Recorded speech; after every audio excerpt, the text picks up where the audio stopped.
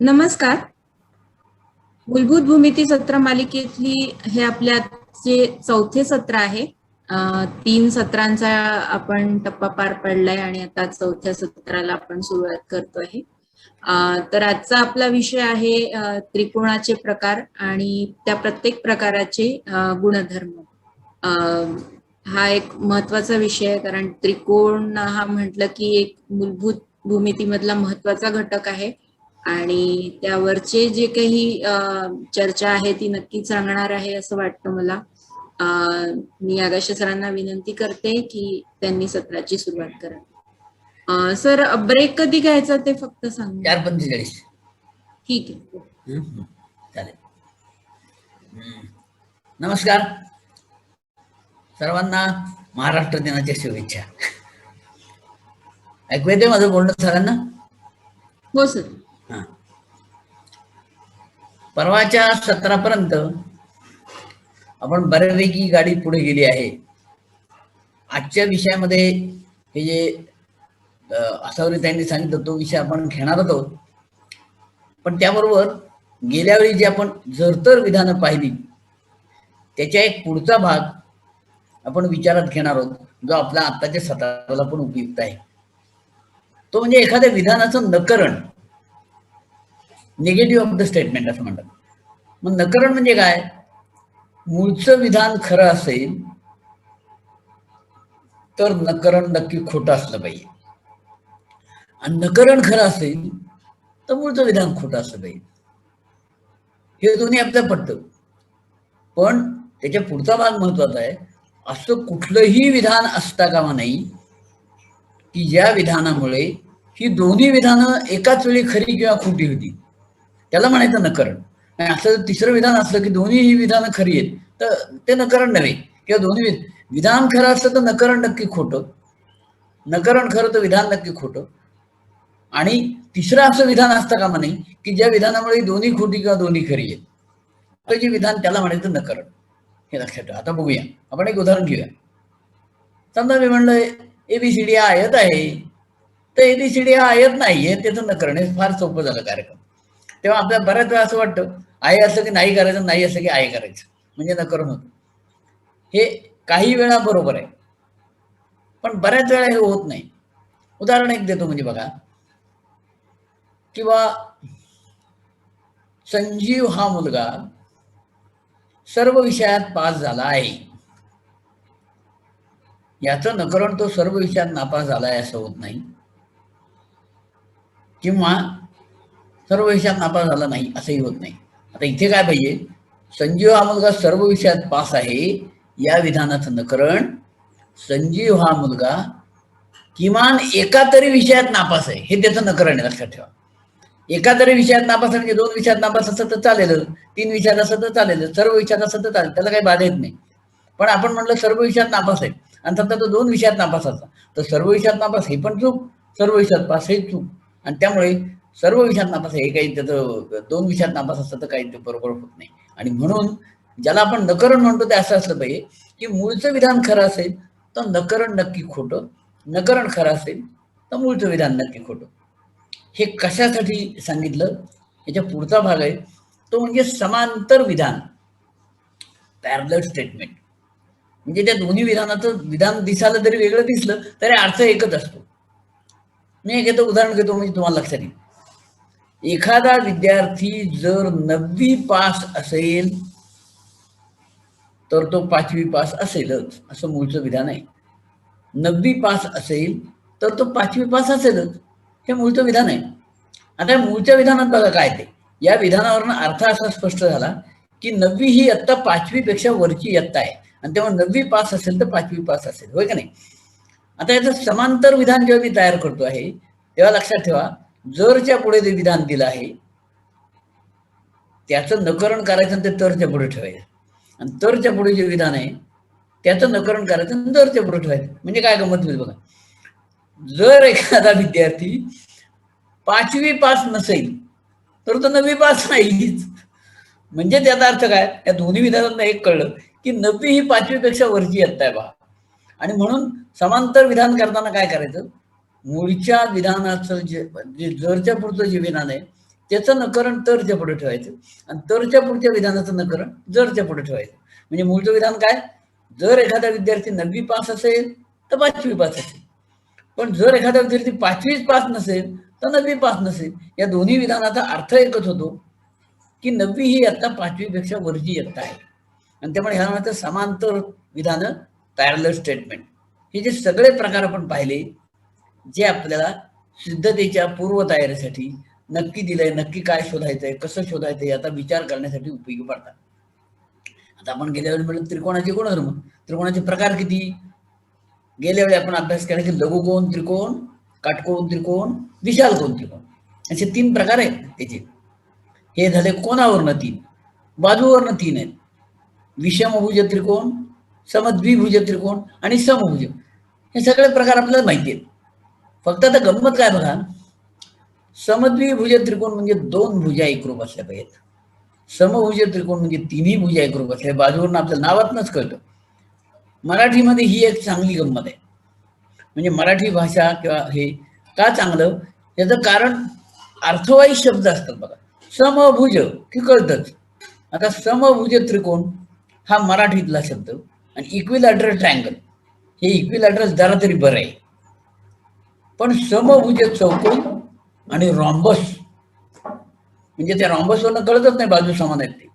त्यामुळे मराठीमध्ये हे अर्थवाही शब्द आहेत. समद्विभुज 2 बाजू समान असल्या पाहिजेत, समभुज सर्व बाजू समान असल्या पाहिजेत, विषमभुज कोणत्याच 2 बाजू समान नसल्या पाहिजेत, हे आपल्याला त्याच्यावरनं कळतं.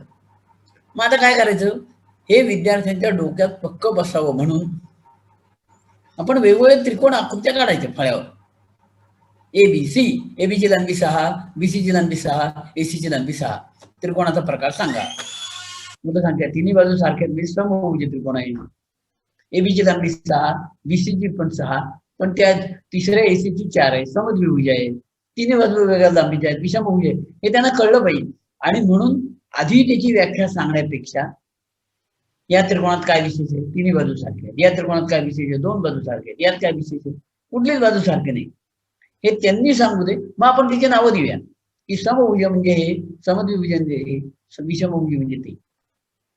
तीच गोष्ट लघुकोण त्रिकोण गेल्या वेळी पण पाहिलं. लघुकोण त्रिकोण 3ही कोण लघुकोण असले पाहिजेत, काटकोण त्रिकोण 1 काटकोन 2 लघुकोण असले पाहिजेत, आणि विशाल कोण त्रिकोण म्हणजे 1 विशाल कोन 2 लघुकोण असले पाहिजेत. हे आपले त्रिकोणाचे झाले 6 प्रकार. आणि प्रत्येक प्रकारचे काही खास गुणधर्म आहेत. सर्व त्रिकोणांचे मिळून गुणधर्म आहेतच, त्यातले आपण काही गुणधर्म गेल्या वेळी पाहिले. कुठला, त्रिकोणाच्या 3 कोणांच्या मापांची बेरीज 180 असते. त्रिकोणाच्या बाह्य कोणाचे माप दुरुस्त आंतरकोनांच्या मापांच्या बेरीज इतके असते. त्रिकोणाच्या कोणत्याही 2 बाजूंचे मध्यबिंदू जोडणारा रेषाखंड तिसऱ्या बाजू समांतरतेच्या नियम असतो. गेल्या वेळी पण पाहिलेले गुणधर्म आहे. आज आपला आणखी एक विषय चर्चेत घ्यायचा आहे की हे गुणधर्म पडताळून पाहता येतात, ते घड्या घालून येतात का नाही खरं तर, आणि किती कमी वेळात येतात. बरं, हे कमी वेळात येतात हे जरी खरं असलं तरी जास्त वेळ मुलं त्यात रमतात, ही आणखी एक गंमत आहे.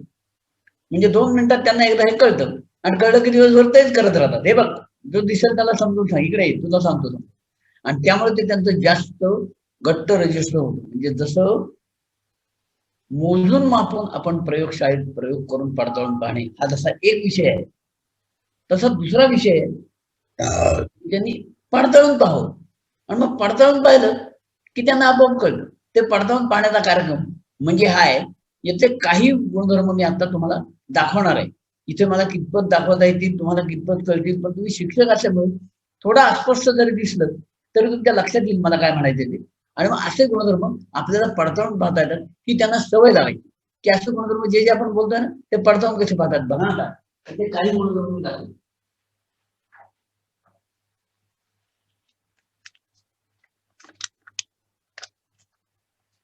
इथे बोलतो तुम्हाला सगळ्यांना कळेल की हा काटकोन त्रिकोण आहे, असं दिसतंय का, काटकोन त्रिकोण आहे बघा. आता मी काय करतो, हा काटकोन त्रिकोण आहे ना, अशी घडी घालतो. ही घडी घातली आणि हे 2 बिंदू आहेत मला जोडले की हा मध्यबिंदू आहे. मग समजा या त्रिकोणाला मी नाव दिलं ABC, तर ए आणि बी एकमेकावर बसवला पहिली घडी की एबीचा मध्यबिंदू मिळाला इथे. तसंच बी आणि सी एकमेकावर बसवला की बीसीचा पण मध्यबिंदू मिळाला. म्हणजे आता हे मध्यबिंदू मिळवण्याचं जे नाटक आहे ना, ते ए आणि बी एकमेकावर ठेवा, एबीचा मध्यबिंदू मिळेल. असं नुसतं विद्यार्थ्यांना सांगा, एकही विद्यार्थी पुन्हा काय काय करायचं विचारणार नाही. कारण तो एकाला कळलं त्यातल्या की बाकीचे सगळं त्यांच्याचकडनं समजून घेतात. मग हा मध्यबिंदू झाला बघा, एबीचा मध्यबिंदू. ही जी घडी आहे का नाही घडी, ही घडी नेहमी या कडेला लंब असतो, म्हणजे 90 मापाचा कोन करते ही घडी. आणि त्यामुळे ही घडी बसली की तर 90 मापाचा कोन होतोय. म्हणजे हा मध्यबिंदूतून काढलेला लंब आहे. म्हणजे थोडक्यात हा एबीचा लंब दुभाजक आहे. कळलं बघा, एबीचा. बीसीचा काढा, हा बघा काढला, इथे अशी घडी घालायची, बीसीचा काढा. आता एसीचा काढताना सुद्धा कायच करता येईल, एसी तिथे घडी घालायची की एसीचा लंब दुभाजक नाही. म्हणजे पहिलं कळलं. आणि मग हे करून पाहिलं मुलांनी की त्यांच्या लक्षात येतं, अरे तिन्ही बाजूंचे लंब दुभाजक एकाच बिंदूत छेदतात. हे लघुकोन त्रिकोणातही छेदतात, विशाल कोन त्रिकोणातही छेदतात, काटकोन त्रिकोणातही छेदतात. हे त्यांना पडताळून पाहता येतं. त्याने दुसऱ्या घड्या घालायच्या, ती जी घडीची खुणी ती म्हणजे लंब दुभाजक आहे. लघुकोन त्रिकोणात तो आत येतो, काटकोन त्रिकोणात तिथे कर्णावर आलाय बघा, तो छेदन बिंदू जो आलाय तो कर्णावर आलाय. म्हणजे हा एक गुणधर्म काढला. दोन घड्या घातल्याबरोबर आता या दोन घड्यांनी काय काय होतं बघा, याची घडी घातली तो लघुकोन खाली आला आणि काटकोन. मग आता लघुकोन आहे दिसतोय, पण काटकोन काही त्याच्या मागे सगळा लापला नाही, थोडा शिल्लक आहे बघा. म्हणजे लघुकोन हा काटकोनापेक्षा लहान आहे, हे पण कळलं. बरं, हा एक लघुकोन झाला, इकडनं एक लघुकोन झाला. हे बघा, हे दोन लघुकोन झाले इथे. हे दोन लघुकोन एकत्र आले की त्याच्यापासून एक काटकोन झाला. म्हणजे होते कोण, दोन लघुकोन तयार काय झाले, एक काटकोन. याचा अर्थ काटकोन त्रिकोणाच्या दोन लघुकोनांचे एकत्रीकरणापासून एक काटकोन होतो. याचा अर्थ काटकोन त्रिकोणाचे दोन लघुकोन परस्परांचे कोटिकोन असतात. हे पण याच घड्यात कळलं, वेगळा काही कार्यक्रम नाही केला तेव्हा, त्याच घड्या त्यानेच कळलं. दुसरी गोष्ट, तिसरी गोष्ट यानेच काय कळते बघा, आता एबीचा मध्यबिंदू हा, एसीचा मध्यबिंदू हा, जोडले. जोडणारा रेषाखंड तिसऱ्या बाजूचा निम्मा आहे. पण हे झाल्यावर आयत तयार झाला बघा, हा आयत तयार झाला. आयताच्या समोरासमोरच्या बाजू एकरूप, त्यातली ही बाजू आहे ती म्हणजे मध्यबिंदू जोडणारा रेषाखंड. आणि हे ओपन केलं की ही झाली त्रिकोणाची बाजू. आणि त्यामुळे त्रिकोणाच्या दोन बाजूंच्या मध्यबिंदूंना जोडणारा रेषाखंड तिसऱ्या बाजूचा निम्मा असतो. याच घड्यातनं कळलं. घड्या फक्त दोनच घातलेत, अजून मी काही केलं नाही बघा. आता हा आयत आहे का नाही, आयताच्या समोरासमोरच्या बाजू समांतर असतात. म्हणजे त्रिकोणाच्या दोन भुजांच्या मध्यबिंदूंना जोडणारा रेषाखंड नुसता निम्मा नसतो, तो समांतर पण असतो तिसऱ्या बाजूला. हे पण कळलं बघा. म्हणजे किती गोष्टी या दोन घड्यातनं कळतात. आणि हे एकदा कळलं ना की दिवसभर मुलं तेवढाच प्रयोग करत राहतात. गेल्या वेळी जे तुम्हाला म्हटलं ना की मुलं दुसऱ्या तासाला पण हेच करतात. आणि मग शिक्षक मला सांगायला झाले, आकाश तुमचे उद्योग बंद करा. कारण मुलं हिंदीच्या तासाला लक्ष देणार, मराठीच्या देणार, इतिहासाच्या देणार, त्यांचं आपलं हे एकमेकाला सांगताय घड्याला कार्यक्रम सुरू झाला. कारण लक्षात ऍक्टिव्हिटी ही मुलाला आवडते आणि त्यांनी प्रत्यक्ष कृती करून पाहिजे ना, की कधीच विसरत नाही. बरं, ती पुन्हा पुन्हा करतात कारण त्यांना गंमत वाटते त्यात, कसा आयत झाला होता, कोण काय कसा आयत झाला. आणि मग त्याला गंमत वाटायला लागली की ते पुन्हा पुन्हा करायला लागतात. बघा किती गुणधर्म समजते. आणखी एक गुणधर्म बघा, आता हे जे झालं का नाही नाटक, आता मी कर्ण ओपन केला बघा, आता याची घडी घातली, एक बसला इथे का नाही अशी. आता ही घडी घातल्यावर बसला येतात, आता कर्णाचा निम्मा भाग हा आला. आणि हे काटकोन बिंदूतून इथं जर हे जोडला का नाही मध्यबिंदू समोरचा, तर ती मध्यगा असते. म्हणजे काटकोन त्रिकोणात कर्णावर काढलेली मध्यगा बरोबर कर्णाच्या निम्मी असते. हा निम्मा भाग नाही आवडला तर हा घ्या, हा बघा. काय नाही, तेवढीच घडी घातली, काही कार्यक्रम केला नाही बघा. म्हणजे कार्यक्रम बदलला नाही, फक्त एवढ्या घड्यात किती गुणधर्म कळले बघा. लघुकोन काटकोनापेक्षा लहान असतो, काटकोन त्रिकोण लघुकोन परस्परांचे कोटिकोन असतात, ते पण कळलं. लंब दुभाजक परस्परांना, काटकोन त्रिकोणाचे तिन्ही बाजूंचे लंब परस्परांना छेदतात, ते एकाच बिंदू छेदतात. आणि काटकोन त्रिकोणाचे ते कर्णावर छेदतात, हे पण कळलं. त्रिकोणाच्या दोन भुजांच्या मध्यबिंदूंना जोडणारा रेषाखंड तिसऱ्या बाजूचा निम्मा असतो आणि तिसऱ्या बाजू समांतर असतो, ते पण कळलं. घड्या फक्त दोन आहेत, लक्षात ठेवा.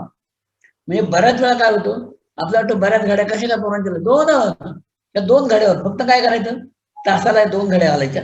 आज एक गुणधर्म समजून सांगायचा, तासाला दोन घड्या घालायच्या, उद्या दुसरा सांगायचा. एका दिवशी पाचशे नाही सांगायचं, तुम्हाला शिक्षक म्हणून मी सांगितले पाचशे, रोज एक सांगा. म्हणजे मुलांना काय, अरे या दोन घड्यात किती गंमत आहे बघा. आणि मग मुलं रोज तुम्हाला म्हणायला लागतील की आकाशीच होते, बाकीचं तास जाऊ दे, आम्हाला या गाड्याचं सांगा नाटक नवीन नवीन. आणि इतकं कळत जातं ना की ते कधीच विसरणार नाहीत मला. ही तुम्हाला एक सहज गंमत म्हणून दाखवली. अशा कितीतरी गमती आहेत ज्या याच्यातनं दाखवता येतात. आणखी एक दाखवतो तुम्हाला. सगळ्यात विद्यार्थ्यांना अवघड जाणार प्रकरण म्हणजे वर्तुळ. हे बघा एक वर्तुळ दिसलं. आता वर्तुळ तुम्ही काय करतो बघा, फक्त एक घडी घातली की झालं अर्धवर्तुळ. म्हणजे अर्धवर्तुळ म्हणून नका, मुलांना माहिती असतं, पण घरी आई पोळ्या घालताना ते पाहतात, एक घडी घालते ती की झाली, आणखीन एक घडी घालते झाली चतकोर पोळी. आता हे झाल्यावर नुसतं जर तुम्ही वर्तुळ दाखवलं ना त्या मुलाला, तर त्याला वर्तुळ केंद्र कळत नाही कुठे. आपण वर्तुळ घालताना भोसकतो म्हणून त्याला कळतं. हे काय करणार, काय नाही, दोन तुम्ही घड्या घातल्यात की जिथं ते झालं ते बघा वर्तुळ केंद्र त्याला सापडलं, हे पण कळलं बघा. त्याबरोबर हे जे दोन घड्या बसल्या ना एकमेकावर, एकाच वर्तुळाच्या दोन त्रिज्या समान लांबीच्या असतात, हे पण त्याला कळलं. आणि जे कळतं, मग आता बघा हे व्यास झाला का नाही, कारण वर्तुळ केंद्रातून मग व्यास झाला, व्यास हा त्रिज्येच्या दुप्पट असतो. आणि जे त्याला कळते ते तो पुन्हा करून पाहतो. सगळे वर्तुळाचे गुणधर्म या पद्धतीने समजून सांगतात आणि ते पक्के करतात. आणखी एक गंमत असते याला, ही आहे ना, या अशी नुसती घडी घातली की जीवा झाली. हे बघा अशी घातली दिसते, ही जीवा झाली, ही जीवा झाली. आणखी एक जीवा काढता येईल, पुन्हा एक घडी घालायची, दुसरी जीवा, आणखी एक घडी. आणि मग असं लक्षात येतं, जी जीवा लहान आहे ना ती वर्तुळ केंद्रापासून जास्त अंतरावर, जी जेव्हा मोठी आहे ना वर्तुळ केंद्रापासून कमी अंतरावर आहे. मुलांना नुसतं असं करायला लावायचं आणि मुलांना विचारायचं काय भानगड होती तुम्ही सांगा. आता गंमत बघा, तुम्ही ही जीवा आता पाहिली, या जीवेचा जर समजा मध्यबिंदू काढायचा झाला, काय करावं, काय नाही, इथं घडी घालायची, आपलं ठरलं, टोकाला टोक दिलं तर मध्यबिंदू, म्हणजे जीवेचा मध्यबिंदू मिळाला, वर्तुळाचा केंद्रबिंदू आला. आपलं ठरलंच आहे की जी घडी जिथे खूण येते तो लंब असतो, म्हणजे वर्तुळ केंद्र आणि जिवेचा मध्य यांना जोडणारा रेषाखंड जिवेला लंबरूप असतो. वर्षभर शिकवल्यावर जे कळत नाही ते मुलं नुसतं असं घड्या घालून करून पाहतात आणि कळतं, आणि एकाला कळलं की सगळ्यांना कळतं. असं जर तुम्ही रोज एकच गुणधर्म घेतलात तर शिक्षक बंधू वर्षामध्ये 100 गुणधर्म किमान होती. सुट्ट्या परीक्षा बाकीचं सोडलं तरी सुद्धा 100, 60 झाले तरी चालते. आणि मग ते 60 गुणधर्म झाले ना की आपल्या वर्गातले 60 विद्यार्थी प्रत्येकाला एक गुणधर्म त्याचं प्रदर्शन करायचं. त्रिकोणाच्या 3 गुणांची बेरीज 180, तो बघा तो समजून सांगतो. बाह्य गुणाचं माप तो समजून सांगतो. घड्या घालणे, कापणे आणि चिकटवणे याच्या मदतीने 10वी पर्यंतचा प्रत्येक गुणधर्म उत्तम रीतीने पडताळून पाहता येतो.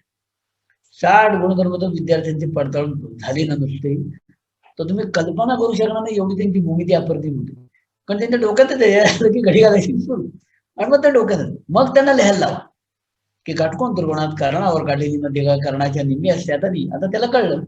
आता काय होतं, विद्यार्थी नुसतं बराबर गुणधर्म लिहून देतात आणि आपण एका दिवशी आपला कचका जातो, आज समुद्र त्रिकोणाचे गुणधर्म लिहून घ्या, यादीच नुसती. त्रिकोणात 2 भुजा एकरूप असतात, त्यांच्यासमोर कोण एकरूप असणार, त्या एकरूप कोणांसमोर लंब काढले तर लंब एकरूप असतात, त्या मध्यगा एकरूप. तुम्हाला कळलं हे पटपट, हो, त्या विद्यार्थ्यांना कळण्यासाठी काहीतरी वेळ पाहिजे की नाही. आणि म्हणून हा सगळ्यात पॉवरफुल मार्ग आहे.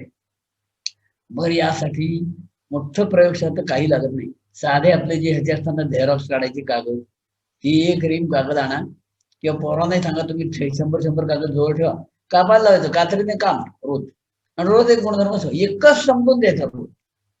बऱ्याच वेळा काय होतं, एक झाला की मुलं म्हणतात ओ सर छान वाटतं आणखी ते, अजिबात नाही तसं करायचं. पण तो एक गुणधर्म रजिस्टर होऊन जाईल. तो एक गुणधर्म झाला ना, तुम्हाला सांगतो त्या दिवशी रात्रीच्या जेवणात आपल्या घरच्यांना सुद्धा तो मुलगा समजा आज अशी मजा आली, आम्ही असं केलं, शेजारी बाजारीला गोळा करून दाखवतो, अख्ख्या गावात तो गुणधर्म पॉप्युलर होतो. असे जर गुणधर्म त्यांचे पॉप्युलर झाले ना तर geometry will be one of the most popular. मला असं वाटतं तसा तो झाला पाहिजे. आता काय करावं, भूमितीचा पेपर म्हणजे 2 दिवस पालकांची झोप उडते, पोराची उडते, आजारी पडतात, ऍडमिट होतात, ही काय तराय का काय, काहीच नाही त्यात असतो. हे सगळं भूमितीचं करता येईल. आणि म्हणून हे गुणधर्म मुद्दाम तुम्हाला दाखवले. असे सगळे गुणधर्म दाखवता येतील. खरं तर एक सेशनच आपण त्याच्यासाठी घेतलं तरी ते अपुरं पडेल, इतके गुणधर्म आहेत. फक्त तुम्हाला एकच सांगतो, आता एकच वाक्य महत्वाचं की 5वी पासून 10वी पर्यंत असा एकही गुणधर्म नाही. पुढच्या सत्रात तुम्हाला आठवलं तर मला तुम्ही लिहून द्या की हा गुणधर्म आहे, आम्हाला पडताळून कसा पाहायचा दाखवा. एकही गुणधर्म नाही जो या पद्धतीनं घड्या घालणे, कापणे, चिकटवणे, इकडे तिकडे चिकटवणे यानं पडताळून पाहता येतो. पण तो पडताळून पाहिला की त्याला कायमचा लक्षात राहतो. कार्बन डायऑक्साईड ज्वलनाला मदत करत नाही हे त्यानं पडताळून पाहिलं. जळती मेणबत्ती त्या वायुपथात धरली, ती विझली, म्हणून त्यानं कायमचं लक्षात ठेवलं नाही ज्वलनाला. प्राणवायू ज्वलनाला मदत करतो, जळती मेणबत्ती अधिक प्रज्वलित झाली त्याने पाहिली म्हणून त्याच्या लक्षात आलं. आणि असं लक्षात येण्यासाठी ते प्रत्यक्ष अनुभवात आलं की जास्त कळतं. मग जॉमेट्री अवघड राहत नाही, मग त्याला वेगळं कळायला मदत होते. आणि म्हणून मुद्दाम तुम्हाला दाखवलं. असे बरेच म्हणतो 3 बाजूंचे लंबदुभाजक एकसंपाती, एका बिंदू छेदात म्हणजे एकसंपाती करतात. या शब्दात सुद्धा पहिल्यांदा अडकायचं. त्यांना फक्त एका सांगत एका बिंदू छेदात, त्याला एकसंपाती म्हणतात. थोड्या वेळाने कळलं तरी चालेल. माझा सारखा आग्रह आहे की पहिल्यांदा तुम्ही शब्दात त्यांना अडकवू नका. पहिल्यांदा त्यांना एवढंच करा की एका बिंदू छेदात कळलं ना पुष्कळ झालं.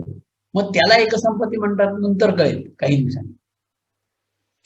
3 कोणांचे कोण दुभाजक एका बिंदू छेदतात, 3 शिरोलंब एका बिंदू छेदतात, 3 मध्यगा एका बिंदू छेदतात. हे चारही गुणधर्म घड्या घालणे, कापणे, चिकटवणे याच्या मदतीनं पडताळून पाहता येतात आणि कायमचे लक्षात राहतात त्रिकोणाच्या गुणधर्मामध्ये. कळलं? काटकोन त्रिकोण झाले, विशालकोन त्रिकोण झाले, लघुकोन त्रिकोणाचे झाले, समभुज त्रिकोणाचे गुणधर्म आहेत की समभुज त्रिकोणाचा प्रत्येक कोण 60 अंशाचा असतो. समजा असा गुणधर्म नाही. तर मुलांना आपण काय सांगेल, त्रिकोणात 2 बाजू जर समान लांबीचे असल्या ना त्यांच्या समोरचे कोण समान मापाचे आहे. मग पहिल्यांदा एवढंच सांगा, एबीसी या त्रिकोणात एबी आणि एसी या समान लांबीचे आहेत. काय सांगशील रे? तो सांगतो बी आणि सी समान मापाचे. बस झालं तेवढं. आपल्याला त्याला पक्ष म्हणा, इकडे कारण लिही, विधान सध्या काही नको. मी या त्रिकोण दिला आहे, त्यामध्ये एबी आणि एसी या 2 बाजू समान लांबीच्या आहेत असं मी म्हटलं. आणि आपला गुणधर्म काय, 2 बाजू समान लांबीच्या असतात त्यांच्या समोरचे कोण समान मापाचे. मग एबी आणि एसी समान लांबीचे आहेत म्हणून एबीच्या समोरचा सी आणि एसीच्या समोरचा बी हे समान आहे. बी आणि सी समान मापाचे झाले. पुन्हा मी म्हटलं एबी आणि बीसी पण समान आहे. आता एबी आणि बीसी समान असेल तर काय, एबीच्या समोरचा सी आणि बीसीच्या समोरचा ए ते पण समान आहे. मग पुढे काय करा, नेहमीच उदाहरण द्या की काय, प्रदीपचे वय प्रमोदच्या वया इतके आहे, प्रमोदचे वय कुसुमच्या वया इतके आहे. पोरं सांगा म्हणजे तिघांची सारखी नाही सांगायची. तसं बीचं माप सी इतकं आहे सांगितलं, बीचं माप ए इतकं आहे सांगितलं. याचा अर्थ ए बी सी हे 3 समान मापाचे झाले. म्हणजे एबीसी 3 बाजू सारख्या असल्या तर कोणही सारखे झाले हे त्याला कळलं. मग तिन्ही कोण सारखे, समभुज त्रिकोण हा समकोण त्रिकोण असतो. कळलं त्यांना. Equilateral triangle is also an equiangular triangle. कळलं त्यांना.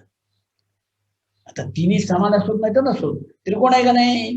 त्रिकोणाचा गुणधर्म काय, त्रिकोणाचा गुणधर्म तिन्ही कोणाच्या मापाची बेरीज 180. मग हे 3 समान असोत असं नाही तर काय, बेरीज किती सांगा 180.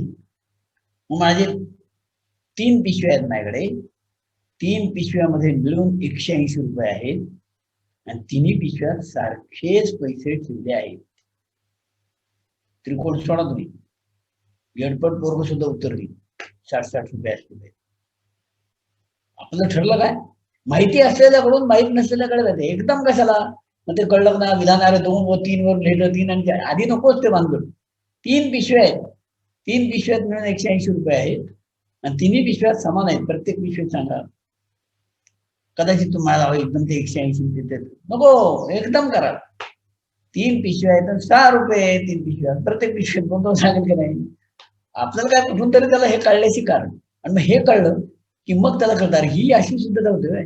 आता काय कळतं, तुम्ही विधान लिहिता कारण लिहिता. विधान त्याला विधानही कळत नाही, कारणही कळत नाही. या विधानात हे विधान का लिहितं तेही कळत नाही. म्हणून विद्यार्थी असं विचारतात ही ओळीनं अशी विधान आहे, काय बरोबर आहे का, बरोबर त्याचं हे कारण बरोबर आहे का. काही कळलं ह्या विधानाचं कारण त्याला लिहितात, त्या विधानाचं कारण ह्याला लिहितात. कारण त्यांनी ती सिद्धता फक्त पाठच केलेली असते, या विधानाचं कारण त्याला नाही. मग मी त्यांना नेहमीच उदाहरण देतो, अरे तुम्ही नेहमी असं करता का नाही की आज खूप पाऊस आला म्हणून मला शाळेत यायला उशीर झाला, किंवा मला शाळेत यायला उशीर झाला कारण आज खूप पाऊस पडला. ज्याच्यासाठी तुम्हाला विचार करावा लागत नाही, काहीच द्यावं लागत नाही. याचं कारण मला कळलं आहे की मला शाळेत यायला उशीर व्हायचं कारण खूप पाऊस पडला, हे त्याला कळलंय. असं जर त्याला कळेल का नाही तर विधान आणि कारण लिहिणं हे फार कौशल्याचा भाग नाही. आपली सर्वसाधारण, आता तुम्ही उपक्रमशील शिक्षणात तुमची नसेल करायची, पण बहुतेक शिक्षणाची पद्धत अशी आहे की 4 प्रमेय परीक्षेला नक्की विचारतात. ही जी सिद्धता आहे, तुला कळो अगर नको विधान कारण कर पाठ, आणि आकृती बदलली तरी त्याची फजिती होती. की सिद्धता तीच आहे, फक्त एबीसी पी क्यू आर म्हटलं वाट लागली ती. समजायला नसतो, म्हणून त्या समजलं पाहिजे. आणि ते समजण्याचा मार्ग बऱ्याच वेळा शिक्षक म्हणलं पोर्शन कसा होणार, परीक्षेला कसं येणार. परीक्षेला शेवटी आहे जानेवारी पर्यंत या पद्धतीने आपण शिकवू, समजून देण्याचा प्रयत्न करू. आणि जून ते जानेवारी पर्यंत समजून देण्याचा प्रयत्न करूनही जे आपल्याला असं लक्षात येईल की यांच्याबरोबर डोकं आपण तरी काही कळत नाही, त्यांच्यावरती शेवटचा मार्ग असा धरू, तो सुद्धा काय ठराविक पासात होता, बाकी समजून देण्याचाच प्रयत्न करू. त्याला पास व्हायचं ना, हे आता तू एवढं पाठ केलीस नाही पास होशील, आता बाकीचं समजून देण्याचा प्रयत्न करू, पासात झालं की नाही. आपला सर्वत्र आग्रह हाच असला पाहिजे की त्याला जास्तीत जास्त समजलंच पाहिजे. अगदी नापास होऊ नये म्हणून पास होण्यासाठी काहीतरी युक्त्या करा, तेवढ्या ठीक आहे. पण आपला सगळ्याच कार्यक्रम हे हा प्रश्न ते त्याचं उत्तर हे एमपी इकडच्या गाईडमध्ये तिकडनं पाठ करत तसं नाही, ते त्याला कळलं पाहिजे. आणि या दृष्टीने म्हणून हा विषय मी मुद्दाम तुमच्या कानावर घातला की असं केलं तर काय करायचं, आणखी एक करणार. आता काय करायचं म्हणजे कसलेही विषम उगे त्रिकोण एक एक फक्त कागद घेतात, त्या कागदाची घडी घालायची आणि त्या घडी घातलेल्या कागदावर एक त्रिकोण कसाही काढा, आणि काढायचा आता ते घडी घातल्यामुळे 2 झाले. का पाहिजे ते आपल्याला बरोबर कागदाने की तुम्हाला 2 त्रिकोण मिळतात, ते एकावर एक बसल्यावर बरोबर बसतात, म्हणजे ते 1 रुपये. हे त्यांना कळतं हे 2 त्रिकोण 1 रुपये. असे वेगवेगळे काढा, वेगवेगळ्या पद्धतीचे कागद आणि वेगवेगळे त्रिकोण, मग त्यांचे सरमिसळ करून द्या आणि त्यांना म्हणा यातल्या आता जोड्या शोधा की ज्या एकमेकावर ठेवल्यावर बसताय. पहिल्यांदा त्यांना ते शोधू की हे 2 एकमेकावर बसत नाहीयेत, हे 2 एकमेकावर बसतायत बरोबर, म्हणजे त्यांना एकरूपतेची बरोबर कल्पना आहे. आता कल्पना काय होते, आपण direct A B C P Q R एकरूप संगत बाजू संगत कोण संगत शिरोबिंदू वाट लागली तिची, परत त्याला काही कळत नाही. त्यावेळी सुरुवात अशी हे त्रिकोण 2 आणि कसे, आणि हे लिहिता वाचता न येणाऱ्या मुलाला सुद्धा आवडतं की मला पहिल्यांदा ते त्रिकोण सुद्धा नको बघा. पुष्कळ वेळा असं ते ह्याचे प्लास्टिकचे हे असतात ना, त्या प्लास्टिकचे जे वेगवेगळे आकार असतात आणि ते योग्य आकार त्याच्या डोळ्या लावून एकमेकावर ठेवून बघा, मुलं बरोबर करतात की कुठला आकार कोणाशी जुळतोय. याचा अर्थ त्यांना भूमिती येतेच, हो नाही येत कशी, ती फक्त आपल्या पद्धतीनं आपल्याला शिकवणं हा विषय आहे. मग हे पहिल्यांदा झाला, म्हणजे अशा त्यांनी जोड्या ठरवल्या, हे 2 त्रिकोण जोडी लावली, हे 2 त्रिकोण एकमेकावर बसताय, हे त्यांना कळलं. आता बसल्यानंतर मग काय करायचं माहिती का, या 2 त्रिकोणापासून समांतर भुज कोणता कर बरोबर, म्हणजे त्याला लक्षात येते 2 त्रिकोण कसे ठेवले म्हणजे समांतर भुज होईल. आता उलट समांतर भुजेपासून 2 एकमेकावर बसणारे त्रिकोण कर, हे करू दे त्याला, म्हणजे त्याला कळतं की ए बी सी हा जर त्रिकोण सांगितला तो दुसरा एडीसी का नाही घ्यायचा, कारण याचा ए त्याच्या एवर नाही बसत ना. ते त्यांना कळलं पाहिजे कोणता कशावर बसवायचा म्हणजे बरोबर बसणार आहे. मग कशावर काय ठेवलं म्हणजे बसेल, कोणाची काय जोडी हे आधी समजून सांगा, आणि मग त्यांना म्हणा एकास एक संगती, या एकाला हाय या एकाला हाय हा शब्द नंतर सांगा. त्यांना संगत कोण म्हणतात, त्यांना संगत कोपरे म्हणतात, त्यांना संगत बाजू म्हणतात, हे नंतरचा विषय आहे, पहिल्याच फटक्यात त्याने सांगितलं. आता त्रिकोणाची एकरूपता कशासाठी महत्वाचा भाग आहे, कारण शिक्षक बंधू लक्षात ठेवा, विद्यार्थ्यांना माहित नसेल तर तुम्हाला माहितीये की 10वी पर्यंतच्या 80% सिद्धता त्रिकोणाच्या एकरूपतेवर आधारित आहे. 80% सिद्धता, किंवा 11-12 सायन्स मध्ये सुद्धा काही सिद्धता असे आहे की त्रिकोणाची एकरूप त्रिकोण केले की झालं का. कारण ते एकरूप त्रिकोणामध्ये एवढं सामर्थ्य आहे ना की एकाच वेळी 2 त्रिकोण एकरूप आहेत एवढं एक वाक्य उच्चारलं की 6 घटक एकरूप आहेत मिळतात ना. ए आणि पी एकमेकाशी एकरूप आहेत, बी आणि क्यू एकमेकाशी एकरूप आहेत, सी आणि आर आहे, ए बी आणि पी क्यू आहे. हे 6 घटक एका वेळी एकरूप आहेत असं म्हणण्याचं धाडस आपल्याला करता येतं जर ते 2 त्रिकोण एकरूप आहेत असं वाक्य आपण म्हणू शकतो तर. आणि त्यामुळे 2 त्रिकोण एकरूप करणं ही गोष्ट खूप वेळा आपल्याला लागते. आणि ज्या वेळी 2 बाजू एकरूप आहेत किंवा 2 कोण एकरूप आहेत असं दाखवायचं असेल त्याच वेळी आपण पहिल्यांदा ही युक्ती वापरतो. मुलांना माहित नाही, आपल्याला माहिती आहे ना की या 2 बाजूने किंवा 2 कोणाला समाविष्ट करणं 2 त्रिकोण तयार करता येतात का, केले तर ते एकरूप आहेत करता येते का. आणि म्हणून त्रिकोणाची एकरूपता हा विषय प्राधान्याने जास्त काळ, आणि तो घ्यायचा कसा, असे त्रिकोण कापायचे, जोड्या लावा, कसे ठेवताय, कोण कशावर ठेवताय, एकाला नावं द्यायला लावा, A B C P Q R, popular नावं द्या असं काही नाही, कुठली द्यावं, STD PWD जाऊ दे काही नाव असू नये, म्हणजे त्यांना कळेल की कोण कोणावर ठेवल्यावर बसतो तो समज. मग याचं नाव जर तू ABC देत असतील तर ए वर ठेवलेलाच पहिला घे. नेहमी त्रिकोणाचं नाव का नाही का? ABCच्या ऐवजी BCA म्हणलं तरी चालतं, ABCच्या ऐवजी CAB म्हणलं तरी चालतं. त्रिकोणाचं नाव कसंही सांगा, त्याला काही ABC सांगितलं पाहिजे. पण दोन त्रिकोणांचा जेव्हा विचार कराल त्यावेळी त्या संगत शिरोबिंदू प्रमाणेच नावं दिली तर ते जास्त योग्य होतं. ABC एकरूप PQR असं ज्यावेळी मी म्हणतो त्यावेळी त्याचा अर्थ A हा बिंदू P वर ठेवायचा, B हा बिंदू Q वर ठेवायचा, C हा बिंदू R वर ठेवायचा आहे. AB ही PQ एकरूप, एवढा सगळा अर्थ ABC एकरूप PQR मध्ये होतो. हे केव्हा होईल? त्या पुस्तकातल्या प्रमाणे नुसतं आपलं संगत एक बाण काढून जोडायला असा नका करा. आपल्याकडे शॉर्टकट फार असतात पटकन, कारण त्यामुळे पटकन पोर्शन समजतो. हे जसं खरं आहे तसं पटकन विद्यार्थ्याला समजन असं होतं आणि भूमिती या विषयी अवघड जातो, त्याच्यामुळे आहे. त्यामुळे त्याला समजू दे भरपूर त्याच्यात. आणि म्हणून भूमितीचं तर माझं म्हणणं अगदी हे करून घ्या की प्रयोगच घ्यायचे. फक्त प्रयोग परीक्षा घेतली तरी जाय, खातून प्रयोग घ्या आणि प्रयोग परीक्षेला 40 पैकी 30 मार्क द्यायचे, 10 मार्काची लिखली जाऊ दे म्हणतो पहिल्या 9वी पर्यंत, 10वी किंवा पर्यंत.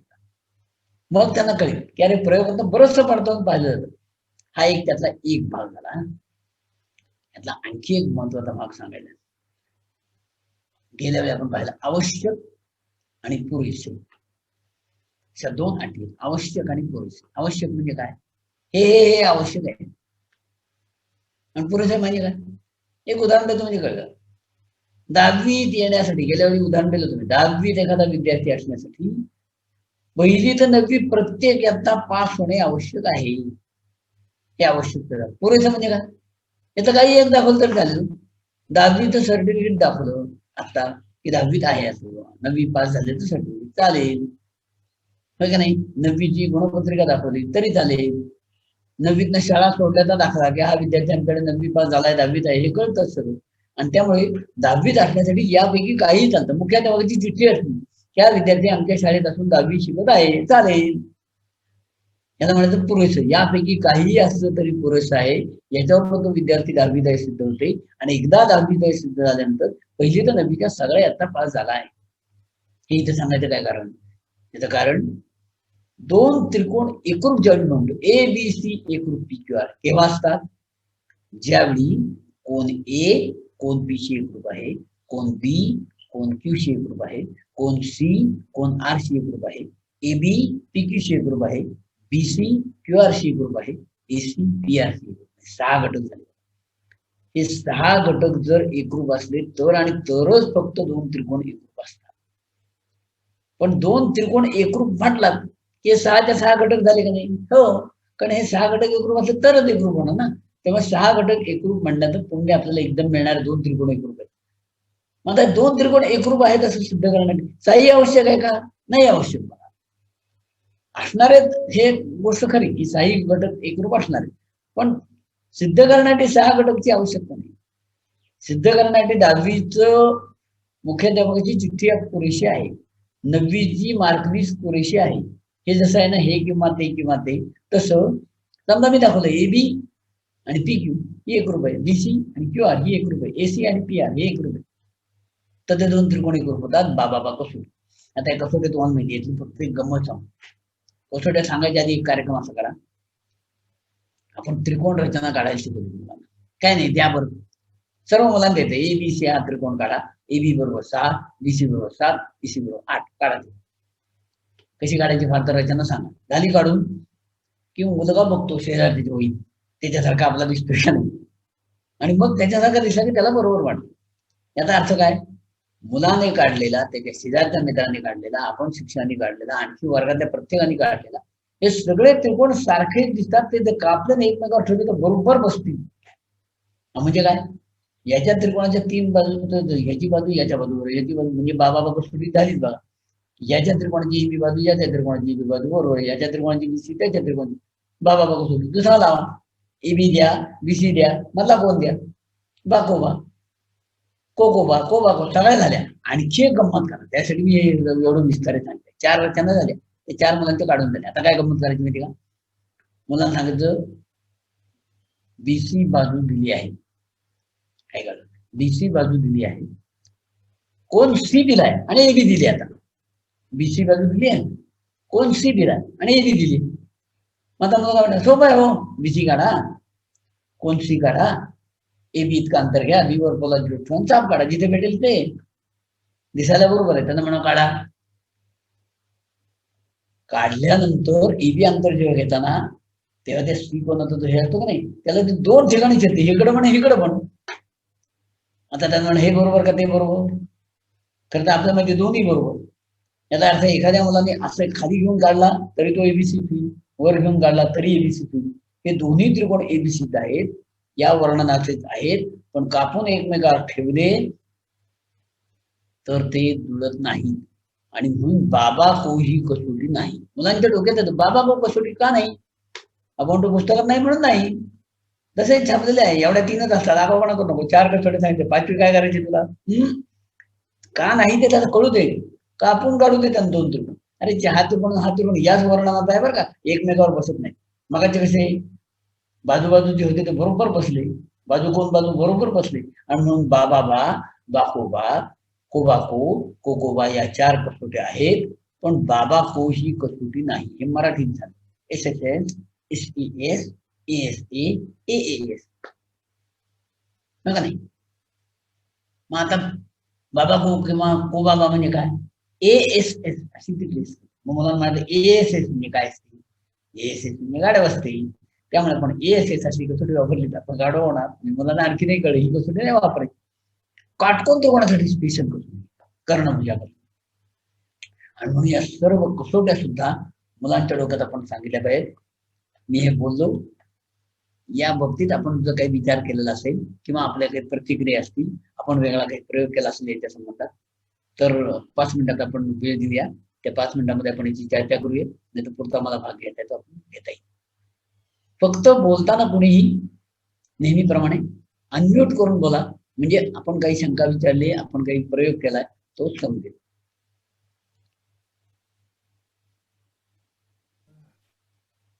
शिक्षकांना काही शेअर किंवा काही प्रश्न आहेत का?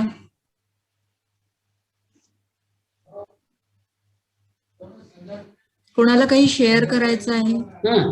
काही तुम्हाला बोलायचं असं तरी की आम्ही असा प्रयोग करून पाहिला आहे, कारण बरेच केलेले असतील मला. आपण सगळे उपक्रमशील शिक्षकातून सारखे काहीतरी वेगवेगळे करत असतो, त्यामुळे केलेले असतील तर तेही सांगा, म्हणजे त्याचा उपयोग होईल. आणि ते या संबंधात काही शंका असतील तरी सांगा की हे कळलं नाही, जरा आणखी सांगा तरी चालेल.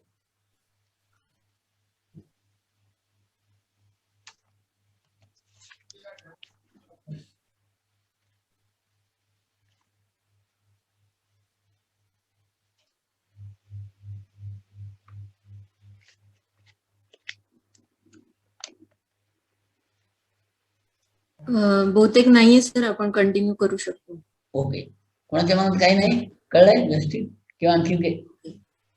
मग आता या त्रिकोणांच्या एकरूपतेचा वापर जिथे जिथे होतो ते आपल्याला माहिती आहे. ती फक्त तुम्हाला मी संकेत स्थळ सांगतो, कुठं कुठं सापडणार. आयताचे 2 कर्ण एकरूप असतात, समांतर भुज कोणाच्या समोर समोरच्या भुजा, हे जे आपण पुढे सिद्ध करतो का नाही, या सिद्धतेसाठी हे सगळं लागतं. मग तिची पूर्वतयारी काय करायची? पूर्वतयारी याच प्रकरणात मी आता मगाशी मी सांगितलं ना, 2 त्रिकोण कापायचे एकरूप करा ते, आणि त्याच्यापासून समांतर भुज चौकोन तयार करा. बरोबर समांतर भुज चौकोन तिने तयार केला की तो मध्ये कर्ण येतो, तो बरोबर त्याचा कर्ण म्हणजे, आणि मग त्याच्यापासून मग आपण असं म्हणता येईल समांतर भुज चौकोन, आता प्रत्येक कर्ण त्या समांतर भुज चौकोन 2 एकरूप त्रिकोणात विभाजन करतो. उलट झालं बघा, 2 एकरूप त्रिकोण एखाद्या लावले, समांतर भुज चौकोन केला तयार. म्हणजे जे जे गुणधर्म तुम्हाला हवेत ते असे आधी उलटे करून पहा, त्यांनी पडताळून पाहायचं. आयताचे कर्ण आहे ते 2 समान लांबीचे असतात. मग आयताचे कर्ण तर 2 समान लांबीचे हे आपल्याला ताबडतोब दाखवत आहेत.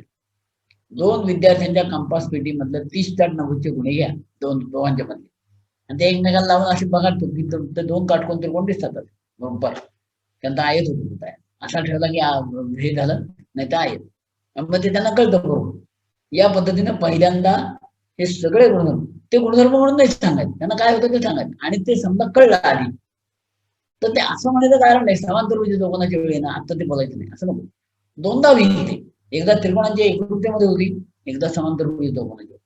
किंबहुना मी तर तुम्हाला म्हणेन त्रिकोणाच्या एकरूपतेमध्ये आपली जी जी उदाहरणं आहेत पुस्तकात त्या पुस्तकातल्या उदाहरणातलं एखादं उदाहरण वगळलं तरी चालेल, पण मला कुठले पाहिजे? समांतर विजय चौकोनाचे समोरासमोरच्या विजय एकरूप असतात यासाठी मला उपयोग करायचा, मग तोच घ्या ना. फक्त आता समांतर विजय चौकोन असं न बोलता पण ते दोन त्रिकोण एकरूप करायचा कार्यक्रम करून घ्यायचा. मागणं थोड्या वेळाने जेव्हा आपण समांतर विजय चौकोनाचे गुणधर्म शिकू तेव्हा ते मुलांना आठवलं, अरे हे सरांनी गेल्यावेळी केलं बरं. समांतर विजय चौकोनाचे समोरासमोरचे कोण एकरूप असतात, समांतर विजय चौकोनाचे कर्ण परस्परात दुभागतात, पुन्हा करा ते दोन त्रिकोण करून घ्यायचे. म्हणून आत्ता उदाहरणं घेताना जी मला पुढे लागतात तीच उदाहरणं जर मी घेतली तर ते उपयोगी पडेल. वर्तुळ केंद्रातून जीवेवर टाकलं लंब जीवेत दुभागतो. वर्तुळ केंद्र काढा, जीवेवर लंब टाका, दुभागतो वगैरे आता बोलायचं नाही. ते दोन काटकोन त्रिकोण दिसतात का, काढा दोन त्रिज्या काढून दोन काढून हे दोन काटकोन त्रिकोण एकरूप करा, झाला कार्यक्रम. मी आता ते एकरूप त्रिकोणाचं म्हणून उदाहरण झालं, त्याच्या पुढची पायरी म्हणजे लगेच तो कार्यक्रम होतो आणि त्यामुळे मग मुलांना ते खूप सोपं झालं. या बाबतीत मी एक पॅरल उदाहरणाचा प्रयोग केला, तो तुमच्या कानावर होतो. म्हणता मग त्रिकोणामध्ये दोन बाजू एकरूप असल्या तर ते बाजूंसमोरचे कोण एकरूप असतात असं सिद्ध करायचं. किंवा त्रिकोणात दोन बाजू एकरूप असल्या तर जी बाजू एकरूप असते त्याचा मध्यबिंदू आणि तो वरचा शिरोबिंदू जोडला तर ते दोन त्रिकोण एकरूप होतात असं मला सिद्ध करायचं. हे मी सिद्धता व्यवस्थित सगळी समजून दिली, अगदी त्यात कुठेही काटकसर नाही, संपूर्ण सिद्धता समजून दिली. आणि मग ती सिद्धता तशीच्या तशी त्यांना लिहून दिली, समजून दिली आणि त्यांना म्हटलं ही सिद्धता आता डोळ्यासमोर ठेवायची आणि वर्तुळ केंद्र आणि जिवेतामध्ये यांना जोडणारा रेषाखंड जिवेला लंबरूप असतो, त्या लंबरूप असतो काढून टाका, ते जे दोन त्रिकोण होतात ते एकरूप करायचा कार्यक्रम करा. की ते तिकडच्या तिकडेच करतात. फक्त यात फरक काय, तेवढा फरक विद्यार्थ्यांना तर कळला नाही, ते आपण सांगायचं. मगाच्या ह्याच्यामध्ये एबी आणि एसी हे दोन बाजू एकरूप दिल्या होत्या कारण तो समोर विजय त्रिकोण होता. इथे सी आणि सी पण ते एकाच वर्तुळाच्या त्रिज्या आहेत, एवढाच फरक. बाकी जीवेता मध्यबिंदू आहे म्हणजे ते सारखेच झाले, ते सगळं सारखं झालं. आणि मग विद्यार्थ्यांना कळायला लागतं की अरे हेच आहे ते, फक्त एक पायरीदार बदलली की झालं का. त्यामुळे सिद्धता वेगवेगळ्या नाहीत. बऱ्याच वेळा विद्यार्थ्यांना वाटतो 50-50 एकका प्रकरणात सिद्धता आहेत, अशी 9 प्रकरण म्हणजे किती सिद्धता, 350 झाले आणि आणखी वरच्या 450 म्हणजे काय होणार, काही नाही. एकाच प्रकारची सिद्धता जर वेगवेगळ्या पद्धतीची आहे, इकडचीच तिकडे द्यायची, तशी तशी बरोबर, म्हणजे त्याला पॅरलल उदाहरणाशी कळतात आणि ती कळायला लागतात. त्याबरोबर असं करायचं. आता एबीसी या त्रिकोणात एबी एकरूप एसी तर बी एकरूप सी सिद्ध करा, याची सिद्धता पूर्ण लिहून घ्या आपण. आणि दुसरा त्रिकोण घ्यायचा ज्यामध्ये एबीसी एबी एकरूप एसी असे काढले असतात तर वेगळंच काढ, पी आणि क्यू आर इकडे. आता त्या बाबतीत त्यांना सिद्ध करू दे, म्हणजे या सिद्धतेवरून त्या सिद्धतेकडे जायचं. इकडचं वाक्य तिकडे कसं करायचं हे त्यांना लिहिता आलं पाहिजे. की इथं म्हटलं असं पी केंद्र असलेल्या वर्तुळाची तर तिथं आता पी केंद्र असलेल्या वर्तुळाची म्हणूया, हे त्यांना कळलं पाहिजे. आणि हे कळायला लागलं की त्यांना सोपं झालं. म्हणजे मग बऱ्याच वेळा आपल्याकडे असं होतं की बऱ्याच वेळा काय केलं तर आकृती काढून दिली जाते, संपूर्ण सिद्धता लिहून दिली जाते, फक्त रिकाम्या जागा भरायच्या असतात काही. त्या रिकाम्या जागा काय येत नाही कारण नेहमीची आकृती नसते. म्हणून सी केंद्र असलेले वर्तुळाची ओ केंद्र असलेली तिथं हार होतो, सगळंच हार होतं एकदम, तसं होतं का नाही. आणि म्हणून अशा प्रकारचा आपण करायला सुरुवात केली. म्हणजे या सत्रामध्ये आपण थोडीशी सिद्धता विषय न बोलता पण सिद्धतेची इंट्रोडक्शन केली की काय वा सिद्धता ही नांदगड आहे, कशासाठी विचार करायचा आणि कोणत्या कारणासाठी. की सिद्धतेची ही तार्किक सिद्धता हा जो प्रकार आहे ना, हा सिद्धता म्हणजे एवढ्यासाठी आहे की मी प्रत्यक्ष मोजमाप न करता सुद्धा सांगेन. तुम्हाला आवश्यक तो मोजमाप करा पडतो पहा, मी तुम्हाला न मोजता सांगतो की कसलाही त्रिकोण काढा, तिघांची बेरीज 180 असते. हे माझ्याकडे आता लॉजिक तयार, म्हणजे मग ती तार्किक सिद्धता झाली. आणि मग तो गुणधर्म वापरता येतो दरवेळी. नाहीतर दरवेळी आपण असं कुठं घेतो ना, कुठलाही हे एकदा मला एकदा कळलं साखर गोड असते, हे मला कळलं, रजिस्टर झालं किंवा तर मी पडताळून पाहिले. पण नंतर मग आता काय, चहा आवड होतोय का टाका साखर, कशी पीर करायची का टाका साखर थोडीशी, कारण साखर गोड असते कळलं की त्याचा वापर ऍप्लिकेशन करतो. हिंदवडीला 25 लाखात दोन घ्या. हा ऐकू येत नाही, ऐकू येत नाही. हा कोणी काही बोलतंय असं रे ताई? बहुतेक चुकून झालं होतं कोणाचं तरी करते मी. हा आलं लक्षात. मग असं जर केलं ना, म्हणजे आपल्याकडे एवढे हे पाहिजे की जिथे जिथे मला ते अप्लाय करायचं तिथे आलं पाहिजे. आता हा गुणधर्म लक्षात ठेवण्यासाठी आणखी एक मार्ग काय तोही सांगतो. सगळे गुणधर्म लक्षात ठेवण्याच्या दृष्टीनं की जसं सिद्धता झाला तसं गुणधर्माच्या वापरावर भरपूर उदाहरण असतात. समांतर भुजे चौकोनाच्या समोरासमोरच्या भुजा एकरूप असतात. सिद्धता जाऊ दे, ते आपण नंतर बघू घ्यावं बघायचं. पण मी म्हणलं ABCD हा समांतर भुजे चौकोन आहे. AB ची लांबी 7 आहे, CD ची लांबी ठरवा. त्यानं 7 सांगितलं पाहिजे, कारण समोर समोरच्या भुजा एकरूप, तर त्याला ते कळलंय. BC ची लांबी 12 आहे, तर त्या AD ची किती आहे 12, म्हणजे त्याला समोरासमोरच्या भुजा एकरूप आहे ते कळलंय. असे जे जे गुणधर्म आहेत ना, या प्रत्येक गुणधर्मावर आधारित 4, 4, 5, 5, 6, 6, जमलं तर 10, 10 सुद्धा वेगवेगळी उदाहरणं द्यायची, संख्यात्मक उदाहरण. ती उदाहरणं देताना संख्या गुंतागुंतीच्या नसाव्यात, अगदी सोप्या संख्या. 6.3 आणि 5.7 सुद्धा नाही, सरळ ही 6 आहे ती 6, ही 12 आहे ती 12. चल एकदम पटकन कळलं पाहिजे. याचं माप 70 आहे, त्याचं 70. समोरासमोरच्या कोणा एकरूप असतात. जे जे गुणधर्म असतील त्याच्या ते. लंबद्वयाचे गुणधर्म काय सांगितलं गेल्यावेळी, लंबद्वयावरील प्रत्येक बिंदू त्या रेषाखंडाच्या अंत्यबिंदूपासून समदूर असतो. मग AB जाईल रेषा ही एक लंबद्वयक आहे, त्यावर एक P बिंदू आहे. AP चे अंतर 7 आहे, तर BP चे किती सांगू दे त्याला. मग AP चे अंतर 7 द्या, दुसरा Q बिंदू पण आहे, QB चे अंतर 5 द्या, आणि बाकीचे विचार. QB चे अंतर 5, तर EQ चे अंतर पण 5, PA चे अंतर 7, तर PB चे अंतर 7, हे त्याला कळू दे. आणि हे जेव्हा अनेक वेळा कळेल तेव्हा त्याच्या डोक्यात तो गुणधर्म रजिस्टर होईल की लंबद्वयावरील प्रत्येक बिंदू त्या रेषाखंडाच्या अंत्यबिंदूपासून समदूर असतो. असा प्रत्येक गुणधर्म कळला पाहिजे. आणखी एक विशेष मी याच्यात आता सांगतो. आपण वेगवेगळ्या रचना करून घेतली आणि त्या 10वी पर्यंत आपला रचनेचा एक विषय असतो की त्या रचना मुलांना मार्क मिळून देतात. आपला पुढचा कार्यक्रम आपल्याला लगेच करता येईल का बघा. एखादी रचना त्याने काढली, उदाहरण घेऊया लंबद्वय काढ. रेषाखंडाचा लंबद्वय कसा काढायचा मग तो सांगतो. AB हा रेषाखंड काढा, निम्म्यापेक्षा जास्त अंतर घ्या, A वर पोलाद ठेवा, 2 बाजूला चाप काढा, B वर पोलाद ठेवा, 2 बाजूला चाप काढा, जिथे छेदतील ते छेदनबिंदू जोडायचे की दादा का होय का नाही. म्हणजे लंबद्वयाची कृती त्याला कळली, करून पाहिली. एक साधा प्रश्न त्यांना विचारायचा, मुलांना AB हा रेषाखंड काढला, निम्म्यापेक्षा जास्त अंतर का घेतले, कमी घेतले तर काय करून पाहू दे. ते मला म्हणतात असं निम्म्यापेक्षा कमी ते छेदतच नाहीत ना. अरे कर्म छेदत नाहीत वाटतं. म्हणजे त्यांना कळलं पाहिजे का घेतो निम्म्यापेक्षा जास्त, निम्म्यापेक्षा कमी घेतो तर छेदत. मग आता त्यांना पुढचा प्रश्न विचारा, निम्म्यापेक्षा जास्त किती घ्यावं, ते मुलं आपणच सांगतात. आणि 7 पेक्षा कमी कोणी सांगितलं तुम्हाला हे, निम्म्यापेक्षा जास्त किती झाले तो, हे त्यांना कळू दे. कितीही जास्त असलं तरी चालतं, फक्त आपण फार जास्त का घेत नाही. वहीची जागा फार कशाला अडवायची म्हणून आपण थोडक्यात कार्यक्रम उरकतो. पण निम्म्यापेक्षा जास्त कितीही चालतात. आता माझा पुढचा प्रश्न आहे तो आपण जरा विचार करून मला उत्तर देता येते का. मी तुम्हाला येईलच कारण तुम्ही उपक्रमशील शिक्षणात ही कृती केली आपण की एबीचा लंबद्वय काढायचा, एबीच्या निम्म्यापेक्षा जास्त अंतर घ्या, ए वर पोलाची वर खाली ताप काढा, बी वर अंतर न बदलता ताप काढा, छेदन जोडून काढा, तो लंबद्वयाची होतो. मुलांना विचारायचं हे अशा पद्धतीनं 2 बिंदू जोडले असता जी रेषा लंबद्वयाची होते ती लंबद्वयाची होण्याचं कारण काय, त्यासाठी कुठला गुणधर्म वापरला आहे, कोणत्या गुणधर्माच्या आधारे आपण म्हणतो ही नक्की लंबद्वयाची असली पाहिजे. लंबद्वयाचे 3 गुणधर्म आहेत, त्यातला एक वापरलेला आहे, तो कोणता असावा. म्हणजे आपण रचना शिकवता सुद्धा हे लॉजिक त्यांना शिकवायला जातं.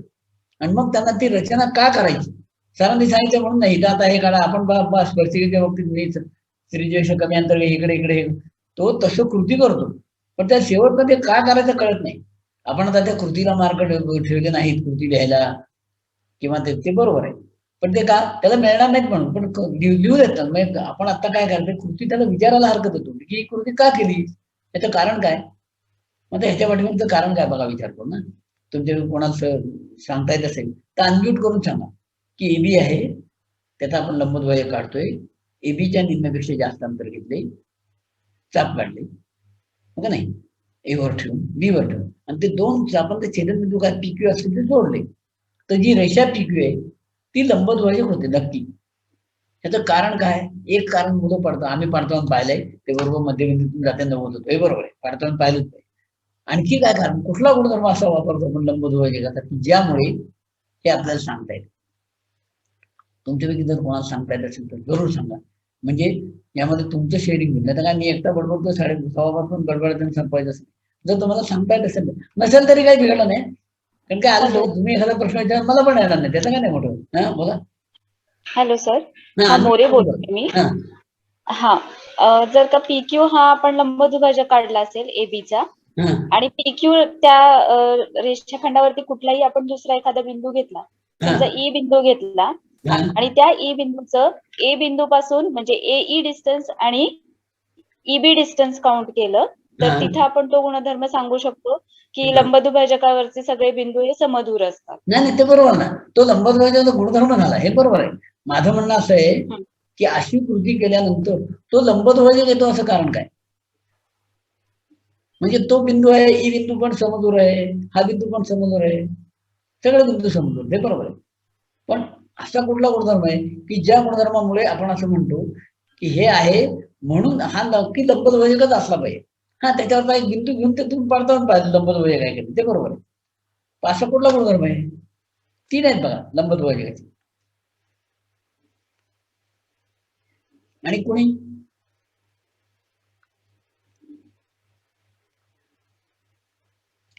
बघा तीन गुणधर्म. पहिला गुणधर्म आहे लंबदुभाजकावरील प्रत्येक बिंदू त्या रेषाखंडाच्या अंत्यबिंदूपासून समदूर असतो. Every point on perpendicular bisector is equidistant from two end points of the sector. पहिला गुण. दुसरा, आता मॅडमने सांगितलं तो पडताळून पाहिला, जर एखादा बिंदू त्या रेषाखंडाच्या अंत्यबिंदूपासून समदूर असेल तर नक्की लंबदुभाजकावर असतो. मग आपण तेही पाहिलं की मग ते आहे. हा दुसरा उलटा गुणधर्म, म्हणजे जर समदूर असेल तर लंबदुभाजकावर असतो, लंबदुभाजकावर असेल तर समदूर असतो. असे दोन गुणधर्म झाले. पण आपण तिसरा गुणधर्म वापरतो. तो गुणधर्म कुठला तो आहे का की ज्या गुणधर्म, तो गुणधर्म असा आहे, एखाद्या रेषाखंडाच्या अंत्यबिंदूपासून समदूर असणारे जर दोन बिंदू मला भेटले तर त्या दोन बिंदूतून जाणारी रेषा म्हणजेच त्या रेषाखंडाचा लंबदुभाजक असा तिसरा गुणधर्म आहे, तो आपण वापरतो. म्हणून आपण ते दोन बिंदू मिळवतो. पी हा समदूर आहे, क्यू हा पण समदूर आहे. मग आता बऱ्याच अशी गंमत होते बघा की तुमच्या वहीमध्ये जर तो एबी हा रेषाखंड अगदी खाली आला तळाशी आणि त्याचा लंबदुभाजक काढायचा आला, मुलं म्हणतात येता येत नाही का, ते खाली जाते ना बाहेर. कोणी सांगितलं तुम्हाला दोन वेगवेगळ्या बाजूला काढा म्हणून? मी काय केलं, काही कंपासमध्ये अंतर घेतलं, ए वर पोला ठेवलं, वरच्या बाजूला चाप काढला, बी वर ठेवला, अंतर न बदलता चाप काढला, त्याला बी नाव दिलं. पुन्हा अंतर बदललं, आता पुन्हा काय केलं, ए वर ठेवलं, वरच्या बाजूला चाप काढला, बी वर ठेवलं, वरच्या बाजूला क्यू बिंदू काढला, पी आणि क्यू. काय बिघडलं? कोणतेही दोन बिंदू जरी मिळाले असते जे समदूर आहेत ना, तरी त्याच्यातून जाणारी रेषा लंबदुभाजक असते. त्यामुळे ते पी आणि क्यू दोन विरुद्ध बाजूलाच मिळाले पाहिजेत असा गैरसमज मुलांचा करून द्यायचा नाही. एका बाजूला असले तरी चालतात. मग मुलं म्हणतील हे कशाला करायचं वैध? अहो, आपण लग्नात सुद्धा असं करतो की एकच मांडव टाकला का नाही की त्यात लग्न झालं तर त्याच मांडवात मुंडे करून घ्यायचे. तसं एकदा कंपास मध्ये आखला की 4 वेळा तोच होतो ना. जर तुम्हाला पी आणि क्यू साठी वेगवेगळ्या घालतो ना, एक अंतर घ्यावं लागणार. त्यामुळे ते त्यांना सांगायचं की हा तो गुणधर्म आहे. आणखीन एक गोष्ट लक्षात ठेवा सर प्लीज तिसरा गुणधर्म रिपीट करा ना. कुठला तिसरा गुणधर्म रिपीट करा ना जरा. पुन्हा सांगा बघा. एखाद्या रेषाखंडाच्या अंत्यबिंदूपासून समदूर असणारे दोन वेगवेगळे बिंदू मिळाले जर, तर त्या दोन बिंदूंना जोडणारी रेषा म्हणजेच लंबदुभाजक असतो. म्हणून आपण ते दोन बिंदू मिळाले, पी मिळाला एक, क्यू मिळाला एक. आता आपण दोन वेगळ्या बाजूला मिळवले, एका बाजूला मिळवले तरी चालते, फक्त ते समदूर असले पाहिजे. म्हणजे पीचा अंतर एपी बरोबर बीपी असलं पाहिजे, एक्यू बरोबर बीक्यू असलं पाहिजे. तर ते एकाच बाजूला असले, दोन बाजूला असले, त्यांना जोडणारी रेषा म्हणजे लंबदुभाजक असतो. असा तिसरा गुणधर्म आहे. If you have two different points which are equidistant from the end points of the segment, then line passing through these two points is nothing but the perpendicular bisector. तिसरा गुणधर्म. मग आपण जर असं केलं का नाही, दोन वर्तुळ काढली वेगवेगळ्या त्रिज्यांची, वेगवेगळ्या त्रिज्यांची वर्तुळ काढा. सी आणि डी केंद्र असलेली दोन वर्तुळ काढायची, परस्परांना ए आणि बी मध्ये छेदतात. तर रेषा सीडी एबीचा लंबद्वय का असते हे आपल्याला लगेच सांगता येईल. रेषा सीडी एबीचा लंबद्वय आहे, कारण काय, सी एकरूप सीबी एकाच वर्तुळाच्या त्रिज्या, डी एकरूप डीबी एकाच वर्तुळाच्या त्रिज्या, म्हणजे डी आणि सी हे दोन बिंदू एबी या रेषाखंडाच्या अंतिम बिंदूपासून समदूर आहेत, त्यातून जाणारी रेषा एबीचा लंबद्वय आहे. हे आपल्याला लगेच सांगता येईल, कारण हा तिसरा गुणधर्म आहे. आणि एवढ्यासाठी नाही, मी तुम्हाला सांगतो, जी जी कृती आहे, कोण दुभाजक काढला, काय कोण दुभाजकाची कृती आहे, काय नाही, हे अंतर घ्या ते अंतर घ्या, मग तिथे तेवढं चाप काढा, तुम्हाला कृती माहिती, ती कृती मी सांगत. ही कृती केल्यानंतर कोण दुभाजक येतो कशावर, मला नाही लबद करायला. माहिती काय होतं, तुम्ही काय करता, ते शिरोबिंदूवर टोक ठेवता, दोन बाजून चाप काढता, म्हणजे काय, ओ ए आणि ओबी एकरूप झाले. मग ते ए बिंदूवर ठेवता, आत चाप काढता, बी बिंदूवर ठेवतात पुन्हा, त्याला पी नाव दिलं समजा, म्हणजे काय, एपी आणि ती पण एकरूप, म्हणजे या दोन बाजू एकरूप, मधली ओपी सबाई, बाबा सोडून घ्या, त्रिकोण एकरूप, म्हणून कोण एकरूप. त्रिकोणाची एकरूपता आणि कोण दुभाजक हा गुणधर्म आपल्याला एकदम शिकवता येईल का, याला म्हणायचं ऍक्सिलरेशन इन एज्युकेशन. म्हणजे हे एका वेळी सांगा, दोन्ही वेळा पुन्हा तेच सांगा, मग ते रिपीट होईल. अरे कोण दुभाजकाच्या वेळी सरांनी हेच सांगितलं होतं आणि त्रिकोणाच्या एकरूपतेच्या वेळी हेच सांगितलं होतं, हे असं वापरता येईल. म्हणजे त्यांना परस्परांचं कोरिलेशन कळतं आणि त्यामुळे तो विषय अधिक घट्ट होतो. म्हणजे एकच गोष्ट एकाच पद्धतीने 10 वेळा सांगण्यापेक्षा नाही, पण त्याला कंटाळा येतो.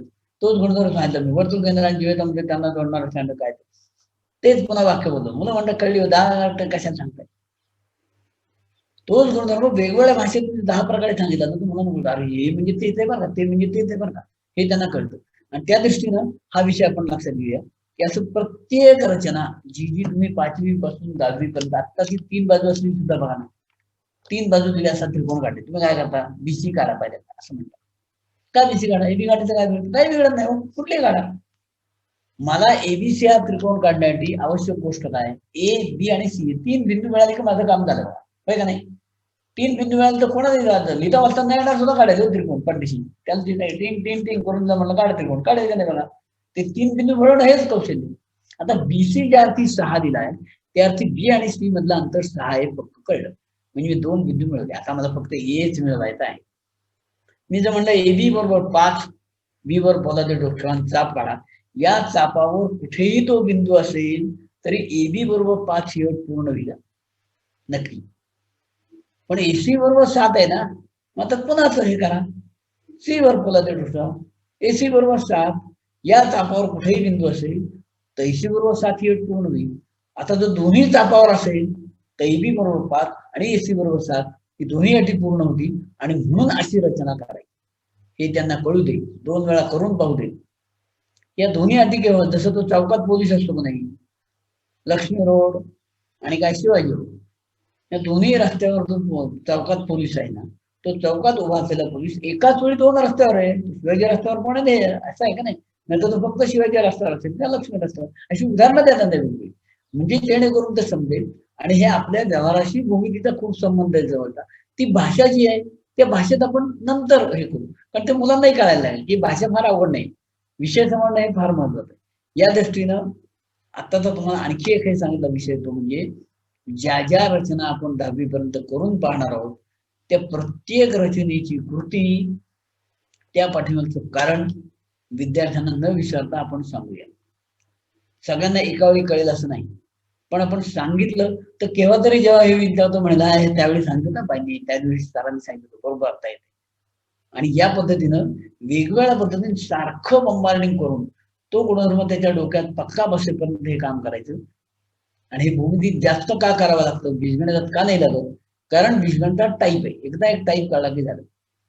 भूमितीमध्ये 50 सिद्धता घेतल्यानंतर 51वी सिद्धता मुलाला येईल असं सांगतात. मुलाला काय, आपल्याला म्हणजे आता 40 वर्ष मी शिकवतोय का नाही तरी मी अशी तुम्हाला गॅरंटी देऊ शकत नाही की तुम्ही आणलेल्या एखाद्या उदाहरणाची सिद्धता जर तुम्हाला दिलं तर लगेचच्या लगेच मला सांगता येईल.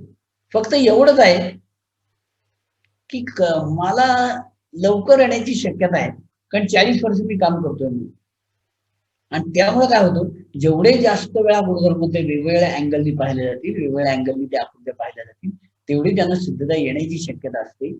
आणि पुस्तक परीक्षेत तर बंडलच विचारतात. आपण तर त्याच्यापेक्षा अवघड उदाहरणांचा विचार करायला त्याला शिकवलं तर परीक्षेतलं काम त्यांचं सोपं होतं. या दृष्टीनं आपण सगळ्यांनी या भूमितीच्या सत्रांमध्ये एक मिशन शेवटी लक्षात ठेवूया की आमच्या विद्यार्थ्यांना परीक्षेत भूमितीत दरवेळी सर्वच्या सर्व मार्क मिळाले पाहिजे.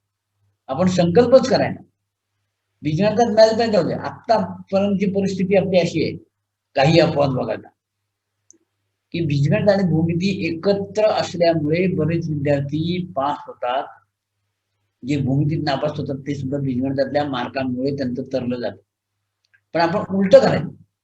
यासाठी मी शाळेत नेहमी असं करायचं की विद्यार्थ्यांना बक्षीस करायचं. ज्या विद्यार्थ्याला भूमितीत बीजगणितापेक्षा जास्त मार्क मिळतील त्याला बक्षीस, आणि बीजगणिताचे किमान मार्क ठरवून ठेवायचे, नाही तर काय त्याला उपयोग नाही काही, की बीजगणितात कमीत कमी 25 असले पाहिजे आणि भूमितीत त्याच्यापेक्षा जास्त असले बक्षीस. म्हणजे विद्यार्थी प्रयत्न करतात 25 जास्त पाहिजे ना, मग ते तयारीला लागतात.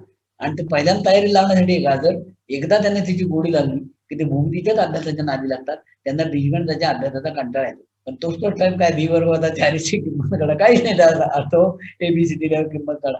यात कसं काहीतरी तुमचं डोकं वापरायचं आहे, लॉजिक वापरायचं आहे. ज्या लॉजिकचा उपयोग त्याला केवळ भूमितीतच होतो असं नाही, तर अन्य विषयात सुद्धा होतो. या दृष्टीनं हा विषय मुद्दाम सांगितला. आपण सगळ्यांनी याच्यावरती गांभीर्यानं विचार करून असे सगळे गुणधर्म जेव्हा जेव्हा कराल तेव्हा, आता इतका वेळ बोलल्यामुळे आणि इतक्या 4 सत्रामध्ये झाल्यामुळे काय भूमितीची प्रयोगशाळा असू शकेल याची तुमच्या डोक्यामध्ये आता कल्पना यायला लागली की असं करता येईल बरं का. आणि ती प्रयोगशाळा म्हणजे केवळ प्रयोगापुरतच त्या ह्याच्यापुरतच नाही. मी गेल्या वेळी बोललो तसं आम्ही वाईच्या शाळेत गेलो होतो, त्यांनी दार उघडल्याबरोबर तिथं कोण बापक होत खाली, म्हणजे दार किती कोणात उघडलं येता जाता त्यांना दिसलं पाहिजे बारीक सारीक गोष्टी सुद्धा. हे त्यांनी केलं होतं आणि त्याचा उपयोग खूप झाला. भिंतीवर काढलं ते तिथं एबी मोजा, बीसी मोजा, एसी मोजा काढा आणि लिहा देतो तुमच्या वहीत घेऊन ठेवा की या आकृतीत काय व्हा. ती येता जाता सुद्धा मधल्या सुट्टीत त्यांचा कार्यक्रम हे त्यांचं करणं हे खूप आवश्यक आहे. भूमितीच्या बाबतीत वेगवेगळ्या आकृत्या पाहायला मिळणं हे आवश्यक आहे. ज्यावेळी आपण पुढे आता पुढच्या सत्रांमध्ये गुणधर्म घेणार आहोत, मग समांतरभुज असेल, समभुज असेल, वर्तुळ असेल किंवा तुमचं काटकोन त्रिकोण असेल, समषटकोन असेल, त्यांना वेगवेगळ्या कळल्या तर पाहिजेत ना आकृत्या. एका विशिष्ट स्टाईलचे समांतरभुज चौकोन करतात, एका विशिष्ट स्टाईलचे समभुज चौकोन करतात, असं होतं का म्हणजे. मग समांतर रेषा ज्यावेळी शिकवू त्यावेळी समांतर रेषा अशा काढायला लावा, पुन्हा अशा काढायला लावा. मध्ये चौकोन दिसतो का, तोच समांतरभुज चौकोन आहे का नाही का. फक्त समांतर काढल्या की ते झालं पाहिजे. मग अशाही त्यांना प्रॅक्टिस आहे, काढ समांतर रेषा अशा काढ अशा काढ, चल जे मध्ये चौकोन भेटला की समांतरभुज हे त्यांना काढायला लावलं. म्हणजे उलट होईल, समांतरभुज चौकोन काढला समांतर रेषा त्याच्यापासून काढता येतात. समांतर रेषापासून समांतरभुज चौकोन जर मिळत असेल तर समांतरभुज चौकोनापासून समांतर रेषा त्यांना कळतील आणि मग ते छेदिका नामक प्रमुख हे सगळं कळायला लागतं. या दृष्टीनं आपण अधिकाधिक याचा विचार करून जास्तीत जास्त कृतीयुक्त कसं होईल, कारण त्यांनी कृतीयुक्ताने वेळ जातो अशी आपली समजूत असेल तर माझा अनुभव असा आहे, त्यावेळी वेळ गेल्यासारखं वाटलं तरी ते इतकं रजिस्टर होतं. आणि हा तुमचाही अनुभव असेल की बघा 5वी पासून 10वी पर्यंत दरवर्षी शिकवतो. त्रिकोणाचे प्रकार कोणावरून शिकवले का नाही, किती वेळा शिकवले. तरी 10वीच्या पूर्व परीक्षेनंतर आर यू शुअर की आमचे 60 विद्यार्थी असतील तर 60 विद्यार्थ्यांना काटकोन त्रिकोण म्हणजे काय नक्की सांगता येईल का. कारण ते तेवढ्यापुरतं शिकवत, तेवढ्यापुरतं नाही, पुन्हा पुन्हा तेच असू दे, ते त्यांच्या डोक्यात बसू दे. म्हणजे मग त्यांना काय होईल, जर जास्त चांगलं डोक्यात बसतं ना तर कदाचित 10वी मध्ये त्यांना भूमिती या विषयाचा अभ्यासच करावा लागत नाही, डोक्यातच बसलं पक्क, तर खूप मजा येईल. एक विषय त्यांचा अभ्यास कमी झाला तर. या दृष्टीने आपण त्यांच्या संकल्पना कशा दृढ होतील या दृष्टीने प्रयत्न करू. जेवढ्या आकृती जास्त काढता येतील तेवढ्या आपण काढूया, त्यांना काढायला लावूया, मोजमाप करायला लावूया, प्रयोगानं आणि घड्या घालणे, कापणे, चिकटवणे याच्या मदतीने हे गुणधर्म पडताळून पाहता येतात. तर तुमच्या मनात या संबंधात काही विचार आता येऊन आले असले तर जरूर बोला, आपण त्याच्यावर चर्चा करूया. कोणाला काही शेअर करायचं आहे अथवा काही प्रश्न आहेत?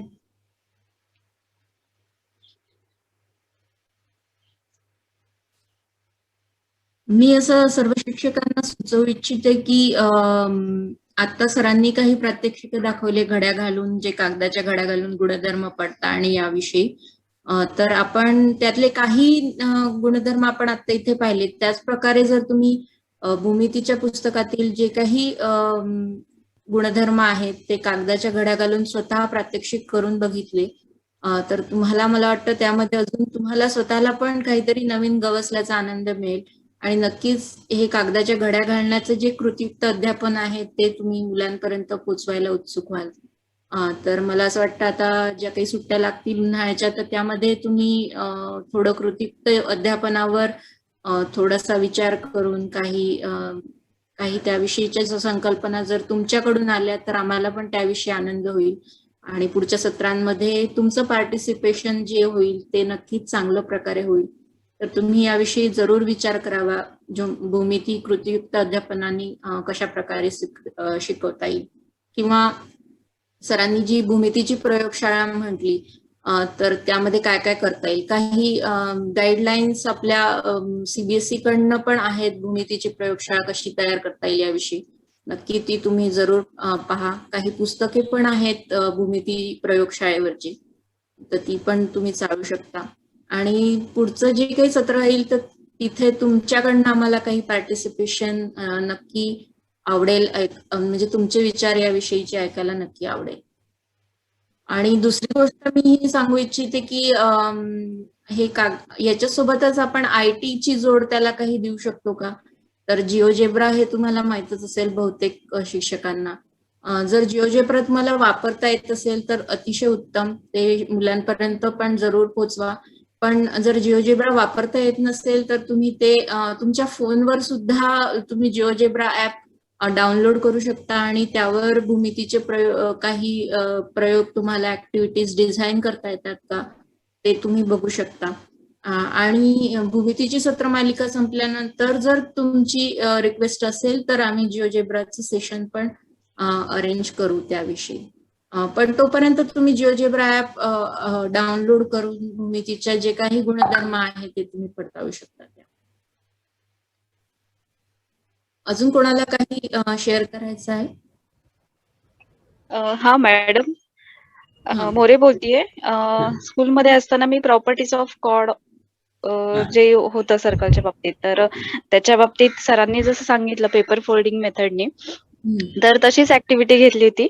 The perpendicular drawn from the centre of a circle and it's called bisect the chord. तर त्याच्यामध्ये असे ग्रुप्स केले होते आणि प्रत्येकाला डिफरंट रेडियस देऊन घरूनच कटिंग करून आणायला सांगितलं होतं. आणि परपेंडिक्युलर टाकल्यानंतर जे मध्यबिंदू पासूनचे जे कॉर्डचे जे एंड पॉइंट्स आणि मध्यबिंदू ह्याचं डिस्टन्स प्रत्येकाला विचारलं की तुझं किती येतंय. मग ब्लॅकबोर्डवर लिहिलं तुझं किती येतंय, त्याचं लिहिलं आणि मग टोटल लेंथ लिहिली कॉर्डची. आणि मग त्याच्यावरून मग शेवटी निष्कर्ष मुलांना काढता आला की अरे हो खरंच की 4 सेंटीमीटर असेल तर 2 सेंटीमीटर आपल्याला इथे 2 वेगवेगळे हे मिळतात म्हणून. तर अशा पद्धतीनं बऱ्याचशा ऍक्टिव्हिटीज घेतल्या होत्या स्कूलमध्ये. पेपर फोल्डिंग मेथडनी जनरली घेतलेल्या होत्या मी. सर मला अजून एक सुचवायचं होतं. मी त्रिकोण शिकवतो आपण, म्हणजे जेव्हा कॉन्ग्रुअन्स किंवा सिमिलॅरिटी, तेव्हा मी ते आपले जे गुणे असतात त्याचा काही मुलांना वापरच माहिती नसतो सेट स्क्वेअरचा. तर समजा आपण घेतलं ना तर कॅमलिन किंवा एका कंपनीचं जर का आपण ते सेट स्क्वेअर घेतलं तर ते कॉन्ग्रुअंट असतात. पण जर का दुसरा आपण घेतलं एखाद्या याचा तर तो सिमिलर असतो. जे मुलांना ते सांगताना सहज उपलब्ध असलेलं आणि प्लस त्याचा वापर पण त्याच वेळी आपल्याला सांगता येतो आणि त्याने ते म्हणजे एकाच एक संगती पण खूप चांगल्या प्रकारे मुलांना स्पष्ट करता येते. म्हणजे मी हा नेहमी शाळेत तो प्रयोग करते त्रिकोण शिकवताना. तिथे आणि ते काटकोन ते मोजू पण शकतो. त्यामुळे काटकोन त्रिकोणावरचा लंब वगैरे आपण एखाद्या ठिकाणी म्हणजे काय म्हणतो आपण हायपोटेनस जो असतो परपेंडिक्युलर तो हाफ असतो हायपोटेनसच्या. प्रॉपर्टी पटकन मुलं ती बघू शकतात म्हणजे हे करून. बरोबर आहे. Median drawn sorry median drawn on hypotenuse is the half of the. बरोबर ते पण पडतो पाहते. तर ते गुणाचा वापर म्हणजे आणि मुलांना प्रश्न असतो की गुणा काय वापरायचा. बरोबर. त्यामध्ये आणखी एक आहे की तुम्ही आता विषय काढला समोर होते शिक्षक वापरत असलेला 30-60-90चा गुण्या आणि पोरांच्या कंपास पेटीमध्ये असलेला 30-60-90चा गुण्या, these two triangles are similar triangle हे त्यांना लगेच कळतं. त्यारे सारखे दिसतात पण एक नाही. आपला फोटो त्या एका निगेटिव्ह वरनं आपले जे वेगवेगळे फोटो काढले जातात ना एकाच निगेटिव्ह वर बरोबर ते सगळे फोटो म्हणजे सिमिलर फिगर्स आहेत. म्हणजे यामध्ये काय असतं सिमिलर फिगर मध्ये की माझी चष्म्याची exactly. काडी एका ह्याच्यात 2 सेंटीमीटर असतात, दुसऱ्याचे 4 असते, तिसऱ्यात 6 असते. पण ती चष्म्याची काडी आणि चष्मा याच्यामधला कोण नंतर तोच असतो. Therefore corresponding angles are congruent, corresponding sides are in proportion.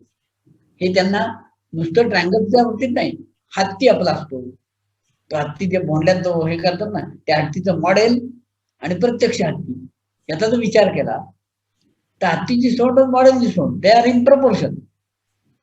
हत्तीचा पाय आणि मॉडेलचा पाय दे आर इन प्रपोर्शन. पण हत्तीचा पाय आणि जमीन यातला कोण जर 90चा असेल तर मॉडेल आणि जमिनीतला कोण सुद्धा 90चा असतो. Therefore corresponding angles are congruent, corresponding sides are in proportion.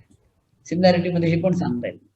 हो आणखी व्यवहारातली जेवढी उदाहरणं घेऊ ना तेवढा तो विषय जास्त थोडा पटकन समजतं त्यांना, बरोबर आहे. बरोबर. इव्हन जेवढी ते व्यवहारातली ते ताजमहालचे पण जे फोटो असतात त्याचा पण म्हणजे मी कायम देते एक्झाम्पल त्यांना. म्हणजे निगेटिव्ह जर तुम्ही सांगितलं ते बरोबरच आहे की कोणताही पासपोर्ट साईज घ्या किंवा आय कार्ड साईज घ्या, त्या फोटो आहे हे म्हणजे लगेच that is the best option. बरोबर. आणि निसर्गाचं पण सांगता येतं ना की केळाचं अगदी छोटं पान जरी घेतलं आणि मोठं पान, ते तुम्ही identify because it is a same shape नाही म्हणता येणार त्याचा, पण एक विशिष्ट त्याचा तो नाही आहे ना, शेपही आहे. म्हणजे तुम्ही आंब्याचं पान, चिंचेचं पान, वडाचं पान, पिंपळाचं पान वेगवेगळं ओळखू का शकता? Because they have particular shape. त्याचा शेप सुद्धा ठरलेला आहे आंब्याच्या पानाचा. आता अगदी सगळ्यांच्या ह्याचा बरोबर सिमिलर असेल असं नाही, पण बऱ्यापैकी असतात सिमिलर. ती पानं सुद्धा सिमिलर असतात बऱ्यापैकी, त्यामुळे ती ओळखता येतात. बऱ्यापैकी किंवा असतात. पत्ते नाही का, पत्ते नाही का, लहान मुलांचा पत्त्याच्या कॅट म्हणला तो हो हो राहतात. हो हो हो हे दोन राजे सिमिलरच आहे तो बरोबर की नाही. हो. मग ते त्यांना कळतं. हा इव्हन लहान मुलाचा हात आणि त्याच्या बाबांचा हात बरोबर, त्याच्यामध्ये ते कायम सांगते right, हात right. ठेवून बघा. They are similar. Exactly they will be similar. असं. आणखीन सर तुम्ही कॉन्ट्रीब्युट करत ना की आम्हाला बरं वाटतं. आम्ही बोलणं तुम्ही ऐकणं हे आहेत. पण तुम्ही ज्या अर्थी आता तुम्ही सांगताय याचा अर्थ तुम्ही केलेलं आहे, मग प्रयोग केला तर सांगायला काय हरकत आहे. सगळ्यांनी बोला असं माझं म्हणणं आहे की यामध्ये आम्ही कमी बोलू, तुम्ही जास्त बोला, कारण तुम्ही प्रत्यक्ष करताय प्रयोग, त्यामुळे आम्हाला आवडेल असं झालं खरं. आता जे असं म्हटलं ना, पुढच्या सत्रामध्ये तुमचं बोलणं आम्ही ऐकणार आहोत आणि वी विल ऍड समथिंग किंवा आम्हाला त्यातनं काय माहिती देऊ असं. आणखीन सर नमस्ते सर. हा समद्विभुज त्रिकोणाच्या एकरूप बाजूंसमोरील कोण एकरूप असतात, हा त्याच्यासाठी आपण रचना केली की एका बाजूचा मध्यबिंदू घेतला म्हणजे पायाच्या मध्यबिंदू आणि तो जोडला, हा आणि मग त्यानुसार बाबा कसोटीनुसार सिद्ध केलं. बरोबर आहे. आणखीन एका प्रकारे सिद्ध करून करता पण 3 प्रकार आहेत त्याला. त्याला काय कोण ध्वजक काढला वरताना तर बाकोबा होईल कसोटी. कोण ध्वजक वरता काढला, लंब टाकला, हो लंब काढला की कर्णभुजा होईल. तर त्यानुसार पण आता एक माझा प्रश्न काय आहे माहितीये का, हे फक्त समद्विभुज त्रिकोणातच का होतं, कारण समद्विभुज त्रिकोणामध्ये तो शिरोलंब तीच मध्यगा असते का नाही, आणि ते सुद्धा लंबद्वयक असतो म्हणून, नाही तर नाही म्हणा समद्विभुज त्रिकोणच होईल. बरोबर आहे. 3 प्रकार आहेत. हा बोला सर. हा बोला. तर आपण मध्यगा काढली नाही का, रचना म्हणतो आपण त्याला. बरोबर. हा आता एक मला डाऊट आहे. हा सर, त्याला रचना म्हटलं आपण. आता जेव्हा आपण प्रमाणाचं मूलभूत प्रमेय करतो तेव्हा आपण समांतर रेषा काढतो, डी समांतर बीसी, आणि डी बिंदू सी ला आपण जोडतो का काय, आता डिपेंडिंग, आणि मग जोडतो. मग त्याला रचना म्हणणार आहोत का? हो. जे मूळच्या आकृतीत नाही ना, मूळच्या आकृतीत कोण आहे, एबीसी मूळचा त्रिकोण आहे आणि PQ ही समांतर काढली, एवढंच मूळच्या आकृतीत आहे. ओके. मूळच्या आकृतीत आहे ते पक्ष, त्या व्यतिरिक्त जे काही ज्यादा काम करा सिद्धतेसाठी ती सगळी रचना आहे. आणि ती आपण डॉटेड लाईननी दाखवायची, कारण ती काय मूळच्या आकृतीत नाही ना. मग मूळच्या आकृतीत ज्यावेळी तुम्ही म्हणता की एबीसीला PQ ही समांतर रेषा काढली, ती एबीला काय पी मध्ये, एसीला क्यू मध्ये छेदते, तर सिद्ध करा काय एपी भाग हो का नाही. आता मूळच्या आकृतीत एवढंच काढलं की झालंय काम ना. तू पीसी काढता कशाला, क्यू कशाला, ज्या अर्थी मी क्यूबी आणि पीसी काढतोय हा माझा आगाऊपणा आहे, मूळच्या आकृतीत नाहीये, त्याचं नाव रचना. असं जे तुम्ही ज्यादा काम कराल कुठलंही, किंवा सी आणि सीबी जोडली आपण जे करतो म्हणे, मूळच्या आकृतीत कधी त्रिज्या काढली त्यांनी, विचारकृती एवढं जीवा काढा, जीवेचा मध्यबिंदू घ्या, वर्तुळ केंद्र जीवेचा मध्ये जोडा. नाही, मध्यबिंदू घेतला म्हणजे कंडिशन आली, कुठलाही बिंदू नाही घेतला आपण, कुठला? कुठलाही जीवेचा मध्यबिंदू घेतला ना. हो ना, पण म्हणजे काय ते दिलंच आहे ना, वर्तुळ केंद्र आणि जीवेचा मध्य यांना जोडणारा रेषाखंड जीवे लंब आहे असं आहे ना. हा ते जीवेचा मध्यबिंदू घेतलाच पाहिजे ना. मग जीवेचा मध्यबिंदू त्यांनी दिलेला आहे, वर्तुळ केंद्र पण दिलेलं आहे, त्यांना जोडणारा रेषाखंड पण दिलेला आहे. पण सी आणि सीबी हे काही दिलेलं नाही काही, ते आम्ही काढलं नंतर. ओके. म्हणजे सी आणि सीबी हे जे जोडले आहेत ती रचना आहे, ती मूळच्या आकृतीत नाही असं माझ्या माहितीनुसार सर. ऍक्च्युली सर आपल्या पुस्तकात ना, हॅलो एक मिनिट, फक्त आपल्या पुस्तकात ना काही ठिकाणी कन्स्ट्रक्शन म्हटलंय आणि काही ठिकाणी प्रूफला डायरेक्ट जॉईन वगैरे असं म्हटलंय. विचारतात की याला कन्स्ट्रक्शन म्हणायचं. पुस्तकात गोंधळ आहे हो पुष्कळ गोंधळ सर. जे मूळच्या आकृतीत नाही नाही ती सगळी रचना, त्याला रचना म्हणायची. मग काही ठिकाणी कसं केलं माहितीये का, ती रचना त्यांनी सुरुवातीला घेतली याच्यामध्ये की असे करूया, असं सुरुवात करूनच सिद्धतेला सुरुवात केली. ती रचना असा वेगळा न म्हणता, पण आपण पूर्वीपासून असं म्हणतोय अशी जी आकृतीत नाही ना आम्ही काढतोय त्याचं नाव रचना. काही कंडिशन देऊन काही कंडिशन देऊन, अट देऊन जर आकृतीमध्ये काही बदल केला तर त्याला रचना म्हणणार आहोत असं मला वाटतं. नाही असं नाही ना. कंडिशन म्हणजे काय, आता मध्यबिंदू घेतला, कुठलाही बिंदू घेतला नाही म्हणजे समद्विभुज त्रिकोणाच्या संदर्भात किंवा लंब टाकला, कंडिशन नाहीये, कंडिशन आहे. मध्यबिंदू घेतला दिलंच आहे का नाही, मग ते रचना समद्विभुज त्रिकोणाच्या संदर्भात हो ना. समद्विभुज त्रिकोणाच्या बाबतीत जर तुम्ही मध्यबिंदू घेतला दिलेला नाही, तो मध्यबिंदू जोडला, आकृतीत आहे का नाहीये, मग ए आणि तो मध्यबिंदू जोडला ही रचना आहे, आणि मध्यबिंदू घेतला ही पण रचना आहे, कारण ते आकृतीत दिलेलं नाही. आम्ही फक्त एवढं दिलंय एबी ग्रुप एसी एवढं दिलंय आता, कारण त्यामुळे ती पण रचना आहे. जे आकृतीत दिलेलं नाही आणि आम्ही आमच्या सोयीसाठी केलाय त्याच्यासाठी ती रचना म्हणायची. आणि बऱ्याच वेळा काय होतं पुढच्या ह्याच्यामध्ये ती रचना न घेता आम्ही असं फक्त वाक्य लिहित होतो की असं आम्ही सिद्धतेतच करतो. एवढं. पण ती रचना आपण त्यांना सांगताना हे ज्यादा काम केलेलं त्याला रचना म्हणायचं असं शिकवलेलं सांगतो. ओके ठीक आहे. आता शेवटी का होईना पण तुम्ही सगळ्यांनी छान कॉन्ट्रीब्युट केलं. आमची अपेक्षा आहे असं सुरुवात येत आणि याला घाबरू नका. आम्ही काही जास्त विद्वान नाही हो, 2 वर्ष जास्त शिकवतो एवढं. तुमचे पण अनुभव आहेत, तुम्ही पण चांगलं शिकवताय, तुमचं कॉन्ट्रीब्युशन पण उपयोगी पडेल नक्की. पण त्यात भर घालता येईल की आमच्या गैरसमज दूर होते, एखादं आमचं चुकलं असं तर दूर होईल ना. असं कुठे आहे की आम्ही शहाणे होत सगळे, असं काय नाही. त्यामुळे तुमचं कॉन्ट्रीब्युशन आवश्यक आहे. मी एक अनुभव शेअर करू इच्छिते. बोला ना. आता आपण जे म्हणतोय म्हणजे हे भूमिती शिकवणं इतकं सुंदर आहे की आपण असं उलगडून किंवा सोप्याकडून अवघडाकडे वगैरे सगळ्या भरपूर या ट्रिक्स कोण वेगवेगळे शिक्षक असं वापरतो आपण. तर आता सध्याच्या ह्याच्यात येणारा एक अनुभव सांगते तुम्हाला. फॉर एक्झाम्पल समजा आपल्याला त्रिकोणाच्या तिन्ही कोणांच्या मापांची बेरीज 180 आहे, हे मुलांना अगोदर त्याची सिद्धता देण्या अगोदर किंवा काही कृती करून घ्यायची. तर अनुभव बऱ्याचदा असा येतो, आपण त्यांना सांगतो कोण मोजा, बेरीज करा. ते सगळं करण्या अगोदर मुलं सांग आम्हाला माहिती आहे हे 180 आहे. नाही बरोबर, मुलांना ते अगोदर माहिती असतं. नाही बरोबर आहे. बऱ्याचदा वर्गातला अनुभव हा आहे. ते माहितीये म्हणून ऐका ना, ते माहितीये म्हणले का नाही लगेच तुम्ही आता असं करा माहितीये तुला. आता ह्या एक कोण आहे माझ्याकडे 60 आहे, दुसरा 70 आहे, तिसरा कोण सांग बरं. मग त्यांनी सांगितलं 50 तर आमचं काय आलं नाही ते म्हणजे मला एक अनुभव बरोबर आहे ना. काही वेळा ते म्हणते म्हणजे हे एक विषय एक उदाहरण झालं. पण असं बऱ्याचदा शिकवत असताना असं होतं की आपल्याला तो विषय आपल्या पद्धतीने त्यांना त्यांच्या ह्याच्यात आणायचं, पण ऑलरेडी त्यांना तो माहित असतो, शिकून झालेलं असतं त्यांचं. आपल्याला आम्हाला ते तर तोच विषय आपण दुसऱ्या पद्धतीने आपण तर ते मग मला तेच म्हणायचं आम्हाला. ऐका याचं कारण काय माहितीये का, ऐका याचं कारण एवढंच आहे, एका वर्गात जर 50 विद्यार्थी असतील तर एखाद्या विद्यार्थ्याचा तो आधी त्याला कुठेतरी शिकवल्यामुळे तयार झालेला असतो, माहित असतं. ठीक आहे. हो, आणि ही संख्या खूप असते. बरोबर आहे की नाही. पण 49 विद्यार्थ्यांना माहित नाही ना, त्यानंतर आपल्याला सांगायचं की नाही. फक्त ते सांगताना तुला माहिती म्हणून शहाणपणा करू नका असं न म्हणता वा अशा असं म्हणायचं. पण आता बघूया माहितीये का, सांग बरं त्यांना मोजू देत एकदा, त्यांनी कोण बापाकडे कुठे मोजलंय. कारण आपल्याला सगळ्यांना येण्यात इंटरेस्ट आहे. हो. वर्गामध्ये म्हणजे 4 मला तेच विद्यार्थी असेल, सांगायचंय की फक्त असं न करता म्हणजे नवीन वेगवेगळ्या ट्रिक शोधाव्या लागतात की आता आणखी हाच विषय यांना आणि वेगवेगळ्या कुठल्या प्रकारे सांगूया हा. की जेणेकरून तो फिक्स होईल बरोबर, किंवा अगदी बरोबर. दृढ होईल असं.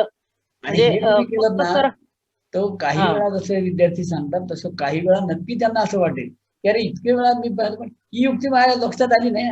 जसं हो. तुम्हाला सुद्धा आता येते का नाही तसं होईल त्याला. आणि ते एकदा झालं की हो, त्याला हो. वाटेल की अरे जास्त मिळते बरं का. हा, मग त्यांना हे इंटरेस्ट कमी होईल. वाटायला लागतो. मग काय ते? पण मग काय बऱ्याचदा असंही होतं म्हणजे एक अनुभव निगेटिव्ह असं नाही पण एक नाही, अनुभव बरोबर सांगितला. आहे ना. आणि तो अनुभव निगेटिव्ह नाही की त्याला ते आधी माहिती हा. बरोबर. हो, आतापर्यंत काय पण ती होतं? संख्या हल्ली खूप असते. हो, याचं कारण काय आहे? आता मुलांना एक्सपोजर मिळायला झालं हो. एक्सपोजर जास्त आहेत, शिकवणं बरोबर. आणि शिकवण्याच्या आधी त्यांना काहीच कळायचं नाही. आता ते गुगल आणि मग कधी एखादा टॉपिकला इतकी मजा येते, कदाचित त्यांचा तो शिकून झालेला नसतो बाहेर वगैरे. शहरातल्या शाळांमध्ये तर हे फार आहे. मग त्या टॉपिकला शिकवताना खूप मजा येते की त्यांना तो नव्याने उलगडत असतो विषय, मग आपल्यालाही त्यात आता काय शिकवताना त्यात करायचं आनंद माहिती आहे? वाटतो. तुमच्या हा. वर्गात अशी 4-5 विद्यार्थी असतील ना की ज्यांना ऑलरेडी माहिती आहे, तर तुमच्या हा. मुलीत अशा जादू पाहिजे की त्या हा. विद्यार्थ्यांना चॅलेंजिंग काहीतरी त्यावेळी देतात. चॅलेंजिंग त्यांना देता आलं पाहिजे. मग तेच माहिती म्हणून हे ते उदाहरण शोधायला लागतं मग शिकवणाऱ्याला. नाही म्हणून आधी तर पुण्याची तयारी. म्हणजे 35 मिनिटाचा जरी तास असला ना तरी त्याची हा. तयारी आणि 2 दिवस आधी गेली तर एक एपिसोड हो, तयार हो. होतो बघा. माझ्या हो. नवऱ्याची बायको एपिसोड असतो 20 मिनिटाचा. पण त्याची तयारी असते खरंय 8 दिवस सगळ्या कलाकारांची. हा. दुर्दैवानं काय होतं, तुम्ही उपक्रमशील शिक्षक सोडा, पण मी असे हा. बरेच शिक्षक पाहिले आहेत की तासाला हा. जातानाच भूमितीचं पुस्तक हातात घ्यायला बघायला लागतात आता काय. मग काय शिकवणार तुम्ही? हा. तो मला टॉपिक शिकवायचा आहे. 2 दिवस आधी त्याची तयारी झाली पाहिजे की मला हो, 35 हो. होता येईल. नाही अशा वर्ग पुढे शोधायलाच लागतात वेगवेगळ्या ट्रिक. असं केलं तर बरोबर आहे. चालेल. छान आहे पण. हो, मला चालेल. आवडलं उशिरा हा. नाही, पण तुम्ही सगळ्यांनी कॉन्ट्रीब्युट केलं. उद्याच्या 17 चालेल. पासून तुम्ही थँक्यू. आधीपासून करायचं न भिता. हो, छान नक्की. झालं. ओके. छान शेअर केलं मॅडम तुमचा मग अनुभव. काय? नाही मग मजा येते बघा. पाट्यामधून मग कळलं आपले काहीतरी प्रयोग काय करायला लागतात. वर्गामधली परिस्थिती असते ते. तर आपली वेळ झालेली आता 5:30 वाजत आले आहेत. तर धन्यवाद सर, छान झालं आजचं सत्र. शिक्षकांचं पण पार्टिसिपेशन छान झालं. तर आता पुढच्या सत्रामध्ये पण आपण पुन्हा त्रिकोणाचे जे काही हे आजचा टॉपिक आहे तोच कंटिन्यू करणार आहोत. पुढच्या सत्रामध्ये नक्की लॉग इन करा सगळ्यांनी आणि तुमच्या ज्या काही संकल्पना असतील, काही कृतीयुक्त अध्यापनाचे प्रयोग असतील ते नक्की आमच्यापर्यंत पोहोचवा. आपण लॉग आउट होऊ शकता. धन्यवाद.